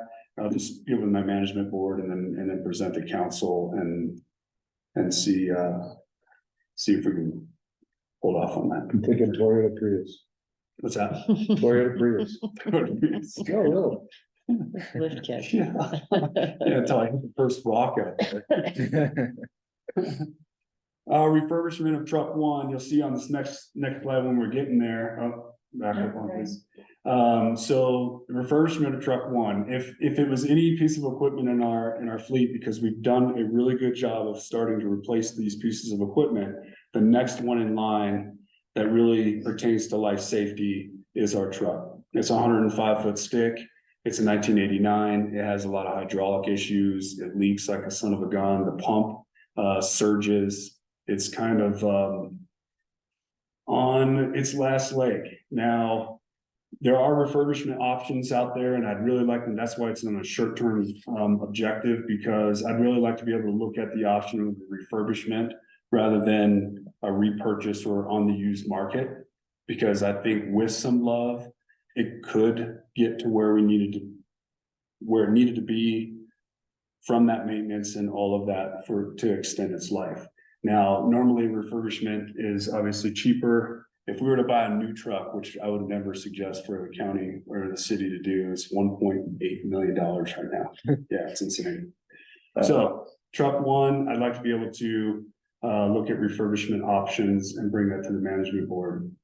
Hire a full-time admin, as we talked, hire a wildland fire specialist. I'd like to continue to work with the county and see where that lands, whether it's in the operational budget or if it's a county employee that kind of just is under the supervision of the county, but works in conjunction with the fire department and all these other agencies in order so that we can get some collaboration going when it To be pertains clear, to. it's not a 2024 budget objective.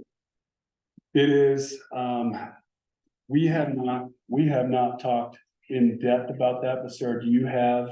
Are you talking about a mitigation? stuff? Yeah, wildland fire specialist. So Arkansas River Watershed Collaborative is hiring for water fork. Sorry. Water Here's not, What? really that's title. Watershed coordinator, which is going to be Lake County, specific, meant to span the 5 years of the projects, the longest or largest and longest term, grant that we have for the Natural Resource Damages, Trust from the state. And so this position will continue the wildfire mitigation, CWPP work, the wildfire protection plan work, as long as they are employed with Arwick. So I do, and our Office of Emergency Management has requested, an additional position, to the county with a mitigation specialist that it will be meant to address all hazards. And we believe that we can get that position 50% covered with a PG grant that we have through the Homeland Security and state funding. So this, I think it's overdue for all of our partners in the city and county to get together on where there's like distinct overlap of these positions and make sure that there isn't too much duplication. Yeah. But I think that this would, I think between Arwick and the county, if we awarded that position, which we haven't made final decisions on that. The Claire's prioritized, the manager's prioritized, the director of emergency management, but prioritized the deputy director, should we have to make a decision between, awarding, between her requests, of the two positions for the department. Okay, thank you. Thank you. So, let's see here. You next up, full-time administrative position? Yep, we talked about that. The engineer grade 1, we talked about that. Possibly equipment use and benefits of the wildland program. Update all standard operating procedures, work with RWIC, what we just discussed. Long-term objectives, produce a program, plan for mitigation team and seasonal wildland firefighters. I just want to expand our wildland program. So this will hopefully happen in 2025. Having You successful. want to put a wildland, as part of that, you want to put a wildland manager in place?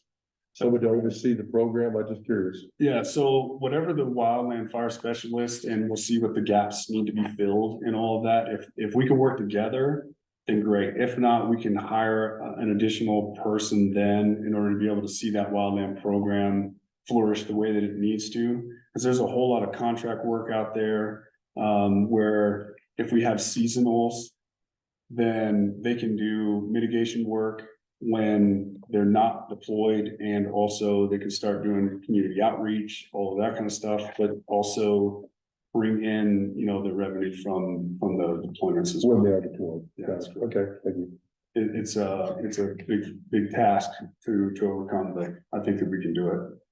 Have a successful chipping program, build a host tower for the communications down at multi-use station 2.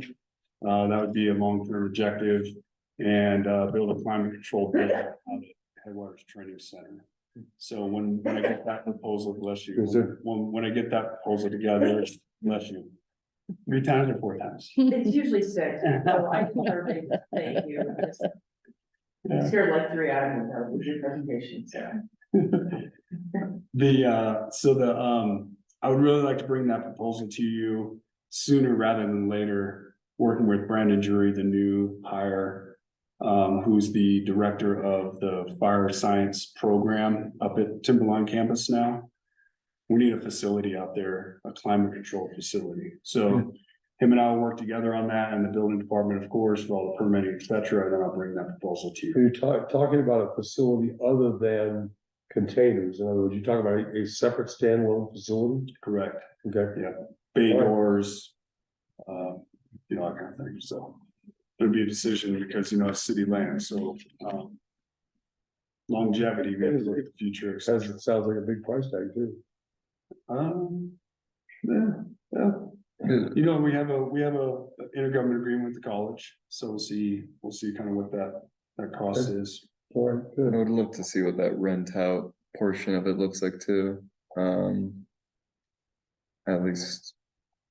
I don't know if you're literally renting it out or just utilizing it with one another. The training facility? Yeah. So right now, currently, I'm glad you brought that up. With the intergovernmental agreement with the college, we changed the way that, and I'm currently working on this with Ben. What we're going to do right now, currently, they give us $27,000 through our intergovernmental agreement.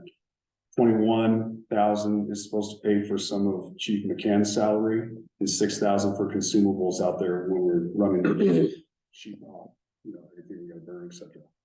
What we're gonna do is we're gonna split that differently. So 10,000 will be for Chief McCann's salary, 10,000 will be the rental Okay, I see. of the facility itself. And then what Ben would like to see with the 10,000 that he does give us is that we reinvest that amount into HTC. And then also continue to give us the 6,000 for the consumables. So they're basically gonna pay pretty much for the growth of HTC and also for the materials being used. out They've there. been a really good partner. They have, they really have. Yeah. They see the benefit and so do we. Next slide. This is just our apparatus. This is, I have this form here, which is our big apparatus replacement. Right? But this is just kind of a breakdown of that. The blue is currently what we're working on. The red, we have gotten rid of or sold out of our fleet. So we're downsizing appropriately, but then we're also growing on what our needs are for the community members. So the blue is everything that I've mentioned. Of course, we worked on the Sutphen engine 2. That's the Spartan coming into first due, the Pierce going to second due. The Sutphen eventually will weed itself out of our fleet. It'll probably go to the training sector. So Pierce 1, the truck, engine 603, that's the Type 6 that we were talking about. That's the older brush rig that we do have. I'd like to be able to change that one or turn that into our utility vehicle eventually, because our current utility vehicle is a 1978 Dodge. There's a 1978 Dodge Brush Utility. It has no safety features in that rig. I would love to buy it. I really would. All right, next. No stinking seatbelts. Yeah. This was the only form that I put in here out of all the other documents, and I do have supporting documents of everything that I've discussed this evening if you'd like to see those, but I think our health and wellness is the most important. So I just wanted to kind of give you a breakdown on things that we're looking at now currently. That was the increase that you saw this year, and then things in the future that we might maybe requesting for our overall general health. So next slide. This is our personnel. This is our current structure. And as you can see, this is just our current structure that we have. Next slide, please. And this is, we're finalizing here real quick, like, and then this will be the new structure here. Adding the full-time administration staff. And now you see that there's 4 career members on the former page. I mean, on the prior page, there's 3 career engineers. This is 4. We'd like to be able to get 6 residents down at Station 2. Currently, we have 3 down there. But you're currently budgeted for that, so Yeah, I'm in good correct. shape there. And then 2 reserves to our fleet. And then that will give us the kind of flexibility that we need and creativity that we can utilize personnel for housing both stations and being able to give greater. Everything he's talking about here is currently in this budget. Is retention an issue? Excuse Is me, retention an issue with the current salaries or? it is, yeah, just like everywhere. Yeah. But,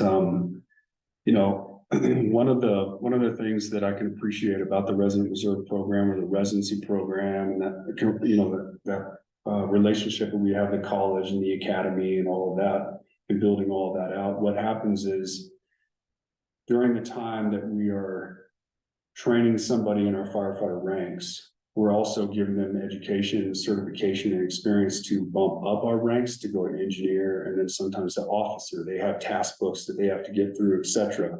So that if they're with us for a long extended period of time, 2 to 4 years, I say long period of time, right? But we give them the education to be able to do that. Sometimes we'll lose our firefighters at the career level. Our residents during that whole time are being trained to sit in that firefighter seat. They do first year objectives, they wear a yellow helmet, then they go to black helmet, and then they, continue with their education, etc. So when we lose somebody at the firefighter level, we plug them into our system. And Yeah, it's- this is, Great. what Dan does is nothing short of magical. I don't know how he does it. Nonetheless, we've talked about the same sort of system for our police department, or whatever we do. We have to have some sort of resident reserve program. Because we are a small community and we do struggle to compete with even the counties around us. And so we always have to be prepared for that turnover, and that's what the fire department has done. And I mean, I can't credit enough Dan's leadership in doing this. It takes the leadership at the top, and it's taken Dan 10 years to establish this program and create the reputation, but I mean, we are gonna lose people. It will happen. We're gonna do our best. We try and do our best with pay, but we will occasionally lose people, and we've got a pipe for it. That's exactly what the program is. Yeah, I recognized this problem a long time ago, like around 2006. And, because we had a nutrition problem back then, and back then, we didn't receive a raise for like 10 years. Nobody. Yeah. And, so everybody's out. It's the first thing they could get another job somewhere else, and the market obviously fluctuated at that time. But, I understood there was a problem, and by fixing that problem, what do? You build programs like this. But you've been chief since 2007, right? I've been the chief, I was the interim chief in 06, 11, or 2011, and then I assumed January 12th. Oh, got it. Okay. Thank you. I am a little worried about the way that the fire agency is currently right now. There is a tremendous amount of openings everywhere. And those salaries are very high, comparatively to what we're offering everybody. So, Eagle River is they're even thinking about, in fact, it's in their work right now to hire people that have no certifications and put them through a fire academy and pay them while they're in that academy. Wow. And then bring them on their organization where they make, $15,000-$20,000 more a year. So I am a little worried about our program if we can't capture them early. So, I worked with my resident reserve coordinator the other day. We pushed something out on Facebook. We're trying to get residents into our program without going through our fire academy, and then we'll put them through the fire academy. We're trying to collect them, because right now, currently, we just rely on CMC. We put them through the fire academy, we bring them on. Now, we've got to open up that pool. In terms of utilizing that technique, you have $40,000 you've never touched for the last 2 years. Correct. And it's available to you. It's sitting in the budget. It's in the fire fund balance. So it doesn't hit the main operational budget. But as well as I do, that could be powerful in terms of using it to put people through academies. Just a thought. Wondering if It's a good one. maybe perhaps also working in conjunction with the high school, and maybe having good that idea. in thoughts as well. A lot of students would, given it on a silver platter, they might actually take you up on it. We have a ride along today. We had a ride along today. That's good. A senior. Really, Yeah, that's good. and we do a cadet program. It was pretty successful for about 2 years, and then it kind of sizzled off. Just like some programs do, because if you don't give them full attention, unfortunately they go. But it is an opportunity, and I was really glad to see that individual over there today. And I spoke with him about, if he's looking for a career in the fire service, here's his pathway. Very nice. I do have a question for you before we break up this love fest. And that is the chipper program. I thought you had a line on the chipper at one time. Where are we on that now? We have access to CMC's chipper. Okay, And the chipping program, was a awarded grant with ARWIC and, Central Colorado Conservancy. Okay, They lost their staff person, she moved over to C4, Sarah, and so that kind of delayed the progress of the development of. I the see. program. They did go out to Sylvan Lakes subdivision, a few weeks ago, or end of October, I think, or beginning of November. But we still have yet to really develop what that looks like. But you do have access to a chipper. I seems like maybe I'd heard that, Yeah, but I also thought you wanted to have your own and have a trailer, you know, both. yeah, so I mean, sorry, Chief. Oh, yeah, I don't want a chipper. Yeah.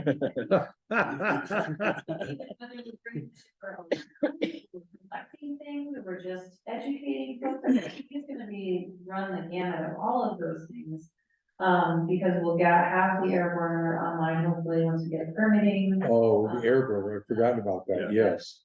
Yeah, so then we'll be able to, I mean, people will still be bringing plenty of material to the landfill. Which is way down. I've mentioned this before, but when I lived in Longmont, they had a program where you would take all your slash out there, they would chip it, and then anybody could come get the mulch. You know, that they have these giant piles of mulch, you just back your pickup truck and start shoveling it into your pickup truck and take it home. It was a neat program, I liked it. That's what Chaffey County does, with Chaffey Chip program. Do they? Okay, anyway, just a thought about an experience that I had that I thought seemed pretty positive. Yeah, It so is. there's 2 locations on County Road 4 with mulch piles, where they chip on the side. Oh, okay, on site, okay, Yeah.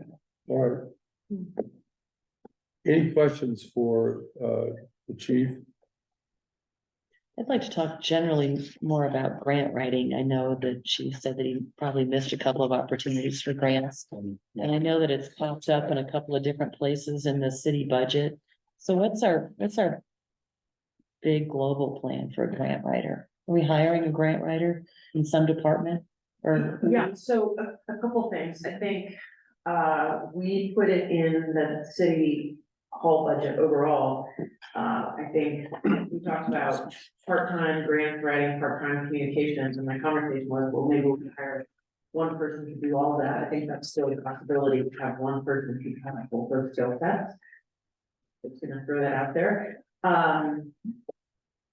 But yeah, so, you know, there's 2 parts of the grant, or well, there's kind of 3 parts, but there's the initial grant writing part. And that is something we can, you know, get a grant writer to help train somebody how to do it, you know, they're enormously painful. So, you know, that's something, if the fire department wanted a particular grant and didn't have the administrative support to do it, and we have a grant writer, we could do that. The back half of that is the grant administration process. The reporting, yeah. And so, you know, that's the thing where if we had a grant person, that person could be on top of the board, because in the past, it's been our finance director. For the Tabor Opera House, Sarah Day has been doing that reporting on behalf of the city. So. And I do it for the fire department, and I'll tell you, that is the most, that's where I struggle, is that portion of it. I can write grants all day and get the money. Having an administrator will go a long ways towards being able to handle grant administration, yeah. Yeah, I fully support that. I'm Yeah. thinking more broadly. No, for the broadly, I city. will tell you this, the Lake County Community Fund, when they make, in 2 weeks, they'll make a pitch to us for funding, and one of the things they would like for us to help fund, they have a grant writer. And she's been, pretty successful, especially with the county, with the Regional Housing Authority. I think she was able to, it's in the pipeline right now. We haven't received the grant, but it's like a $1.3 million grant. If I Is this, remember. congressionally directed spending? I believe that's what she went after. And so she's been pretty effective. And so he would like for the city to help chip in. The Lake County Community Fund basically supported her last year, but they couldn't keep her full-time working on grants for the city or the county. And so the Lake County Community Fund would like some help with that. That's a pitch he'll make to us at the time. That's Is that $10,000. Same one with Katie Santabrogio? Yes, right. Well, so we exactly. talked about, you know, that grant writing is we passed up too many opportunities. And so having, whether we contract out with somebody like Katie to do that work, that's great. The grant writing part is great, but still the back end is, she's not gonna do the reporting. And we've had that conversation with her. That's not what she does. She chases the money. She Yes. does, once you get it. So, I mean, I think it will help, you know, once we get Crystal up to speed. You know, we have some good prospects for administrative assistant, so once Crystal's up to speed and learns how to do things, she can hand things off, like cutting checks and some of the other manual entry stuff, so we can have her, but we're ramping up with her. I think with Lori's vision, we will increase the bandwidth administratively of City Hall substantially. And we'll free up Crystal to do more big picture things rather than, like she says, just writing checks for accounts payable. And Crystal has a great ideas around, you know, kind of modernizing our approach in city finance. So And efficiencies, I think there's some efficiencies we can capture, and my goal for the finance director is truly for that person to be a finance director, not somebody who's just doing data entry. Because there's a lot of opportunities that I've learned of that we're not necessarily investing our money as best we could for return on investment. We're not, like, our financial policies can take a hard look, and I want Crystal to understand the nuts and bolts of her department first, and then we'll get her the ability to have a longer vision about what we can do. But one of those is not having, you know, to pass up grant opportunities. There's some right now for transportation that we've said, fantastic, we will happily sign on to anybody who's applying for this money, but we just don't have the bandwidth for some. But we will. So is your idea that the enhanced administrative staff will be grant management and we would contract out grant writing, or are we proposing to hire a grant writer? I have both ideas in hopper, and I okay. will relay to you information as soon as it is. yeah, I think that's a great question, though. It is, Lori said, you know, we're passing up a lot of money. And it's laying on the table. There could be an opportunity to hire someone who does. So, as someone who worked directly in the nonprofit sector, specifically with grant reporting and data collection, it is a full-time job for an organization that only makes $1 million. If we are going to be chasing this type of money, I find it very hard to believe, especially with such broad differences between each grant, that it wouldn't be a full-time for purely the management part, not let alone writing or so. So I agree. We have Tim Bergman has his hand up. I'd like to hear from Tim. Tim, please. Oh, thank you, Mayor. My question and comment was more germane to the fire department, but I can let you finish your grant discussion. I think we're kind of rambling Yeah. about, you know, please talk to us about the fire department. Okay, thank you. So just thinking through it and, you know, reviewing the first budget that was presented this evening, and then, you know, the salary positions that have been posted for the police chief and other director roles at the city. You know, I'm just wondering where we are at with our fire chief salary, given these other ranges that are posted by the city, and just what we, you know, we're thinking through retention, thinking through all of those things. I would hate to lose Chief Daly, but I just wanted to bring this thought up that had kind of just occurred to me. No, it is a fantastic question. I appreciate that, Tim. Chief Daly and I have had that conversation. I've looked at the salary study that we have just received. And it reflects what I've put in the budget, which is $125,000. The upper end of that is $136,000. So I believe that with Chief Daly, who's been with our fire department for 20 years and has been our fire chief for 12 years, I felt pretty strongly that was going to be an appropriate number.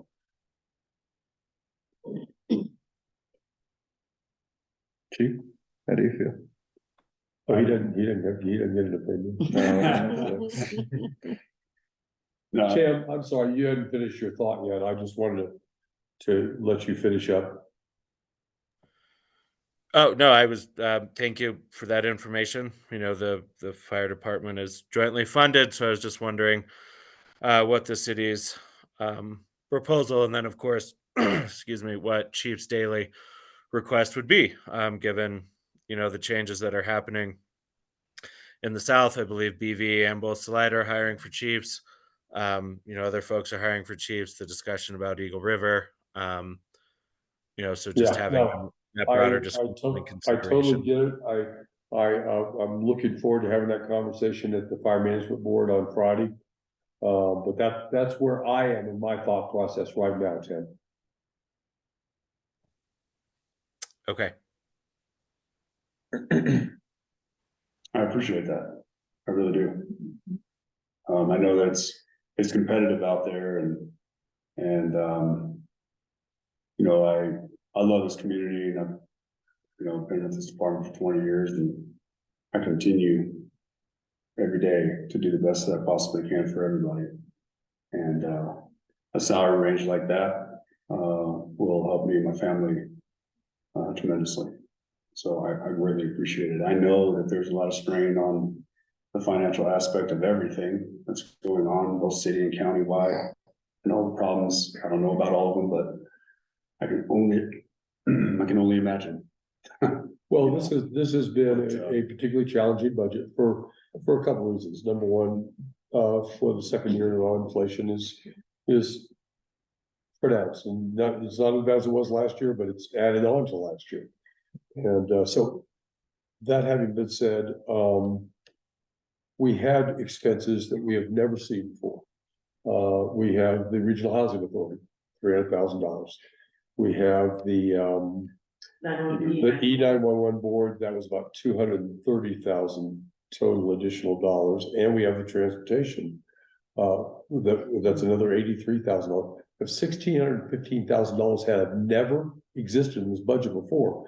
So that having been said, I'm gonna pull this thing off. I mean, I feel, I'm serious. At first I thought, oh, I'm so screwed, but I can pull this off, but it's gonna require some conversation around revenue.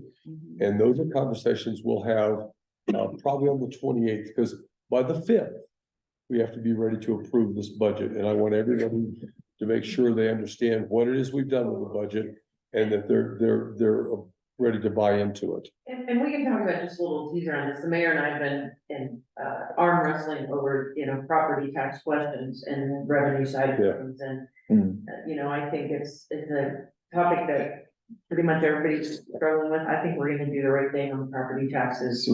I think, but that's just to give you a preface on that. That's Lori shared some shocking numbers with me today, that she's talked to a lot of municipalities and counties all around us. And on average, or actually pretty consistently, every single one. they're looking at a 40% increase in property tax, and that makes me sick to my stomach, because I think that's for me personally and professionally, it's a very hard, difficult number, considering our population, our demographic, and what that is going to do to people in their homes. Lori has, she's been working on me. I've got 13% in here right now. She would like to see 20%. And that's a conversation. I don't want to go down that rabbit hole tonight, but I think that's, the city council has to look at all these numbers and decide what we can and cannot do. And it's a good thing to just take this, you can think about what we are gonna discuss. We did get the estimates from the assessor's office. And Mayor, I'm doing this off the top of my head, but I do think that the increase in property taxes, should we do nothing, should we not reduce the mills or give a credit back, would be a 57% increase. Actually, my calculation was 52.6. Okay, 52.6. But regardless, it's a huge increase. So if we do nothing, that is the revenue we will receive. So the mayor and I have been talking about, and Crystal brought up the idea of a credit or reducing the mills, but What I have learned is the communities that surround us, and I believe, if I'm not mistaken, the county as well, are looking at 40, making it 40%. I think we will have a discussion about that, and our position may be that we would have it substantially less than 40%. There are a couple of things I So- need to know, and I wrote a note to Representative McCluskey, because it's my understanding that there was an action that basically said, if you drop your mills, you don't have to go to the ballot to raise them again. And that would, Tabor would force that, it's a ratchet effect. And Tabor would force that if there's not some action that protects us, that we would not be able to raise the mills in the future. There is legislation. I need to double check this, because this is the research that legal intern did for us, is we can do a temporary reduction in mills or a temporary credit. I just sent you a sample resolution. Oh, he did say credit, yes, I remember So that. it's a sample resolution that another did, I can't remember, but at any rate, if you decide in future years to go back up, you can, without going back to voters. So you can lower them, but you're not, it doesn't mean we would have to, like, normally, if you would reduce your mills, then you have to go back to the voters to increase them again, but I need to verify. Trust but so- verify. Yeah, please. Food for thought. Yeah. County is currently considering, you all are in this process, but potentially funding some type of housing relief program with Full Circle. What if instead of lowering taxes, we provide funding to housing relief and Because you're killing people on fixed incomes who've owned their house for Sure. 50 years, and they won't be able to live there anymore. oh, I'm well aware of that. I work Okay. directly with them, and that's why that housing relief exists, right? So that they have access to a resource that offsets that while at the same time increasing and keeping the increase on people who can afford that and a lot of I our love second that. homes. So What a it's great idea. and I think, I don't know if you guys want to speak more on that, but Jeff Fiedler specifically kind of raised that as a potential for That sounds administratively burdensome, Of but I course. like the idea. I in mean, the vacuum, it seriously. works great. I think that's a potential option that we have and, I C4 can't fully commit to it, but I know I will play my role in making sure that those That would have resources are occurred to me. That connected. is a great idea. Now, that having been said, the legislature is going to a special session. We'll see what. And comes we'll up. see what they do, because all this is just talk until we hear what their solution is. I suspect it's not gonna be very aggressive. I don't think that legislature would do anything, really aggressive. They've only got until December 5th. Well- I mean, We have to make a decision. Correct. We don't have to actually declare our mills until December 15th. but we have to have our budget. Well, but Our budget. technically, we could put off, Yeah, the yeah. budget, the 5th is our goal. Yeah. That's our goal. If there's a good reason that we hold our horses on adopting that budget until we have more information, we can do that. I have a question. So it's still on track for, and it's in this budget for the 4% COLA and up to 3% merit. That is correct. The other staff members. That's exactly where we are. Now, I've had to plug in numbers, and those will be the numbers. Incidentally, the fire union didn't show up today. No. They didn't say a word. They didn't show up. I saw you sent that note to Zach, fine. But at this point, we're out of time, and we kind of were out of time anyway. That having been said, glad to sit down and talk with them and discuss some things, and we have some legal questions about the percentage of increase and over what period of time for the matching. That went from 8% to 10% in the legislature, remember? And so we have the ability to create the increased match over a period of years. That's my understanding. That's my So, understanding. but I need to know more about that too, so. I did some research on legislation today, so we can talk about that. Okay, thank you. This budgets are not simple. There are a lot of these little questions that you have to really make sure you've nailed them down properly. And, but we're doing that, and, you know, I'm confident. And I can make up numbers all day long. You laugh, huh? Yeah, huh? Okay. Any last thoughts? Thank you. This has been a fabulous conversation. Thank you, Sarah. Thank you, Tim. This was, your input was very helpful. Really appreciate it. To Christian's character, having those kind of conversations, contributing and also, our reduction. We have had a tax credit all the years that I've been on the board, except for last year, maxing our mills back out. So we've identified that in our budget, and that we pass our budget, that's our resolution that action. If we reduce our mill, I think the number is from 41.99 to 38, it's a $1.6 million reduction, and to 36.11, it's a $2.4 million reduction. So we are, with our general fund balance, we're maybe, based on the end of the conversation today, maybe trying to hit all the pockets of considering reducing the mill a little bit, so we hit everybody, but also contributing a fair amount to housing and unmet needs committee, and in addition to the other housing repair and programs that we're running through DHS and T4, and then also the promotion of the existing state tax relief program and veterans exemption, and then the senior exemption. So there's 3 existing programs that defer exempt folks that we want. I mean, it's wildly underutilized across the state. I use it. The tax deferment program, I think I misspoke there. Yeah, I mean, that's up to $10,000 in aggregate, you know, collectively over however long we need to maybe trigger that or use that for the state. I'm not sure what that application process looks like. But that opens in January. I think we have until April to try to apply for that. Okay, great. You guys are on it. Thanks. This idea of a possible housing rebate to those people who need it as opposed to second homeowners. Because if we do a reduction, it is across the board, of course. So that is such a neat idea. Well, and one of the reasons we didn't pick something more complicated is the administrative burden. So Right. if we could do it and contribute to it without the administrative, because we just hired a new finance director, so we're like, oh, here's this other thing. Her head will explode. So what we have wanted is a more tailored approach. And so we have opted with the, you know, just across the board approach, which does reward people who may not need it.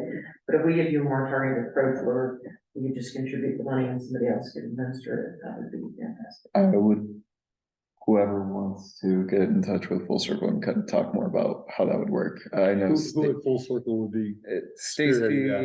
Stacy runs the FRC, the Family Resource Center portion of that, but Eudelia might be the best person to talk to just overhead. Okay, that makes sense. Yeah. Thank you.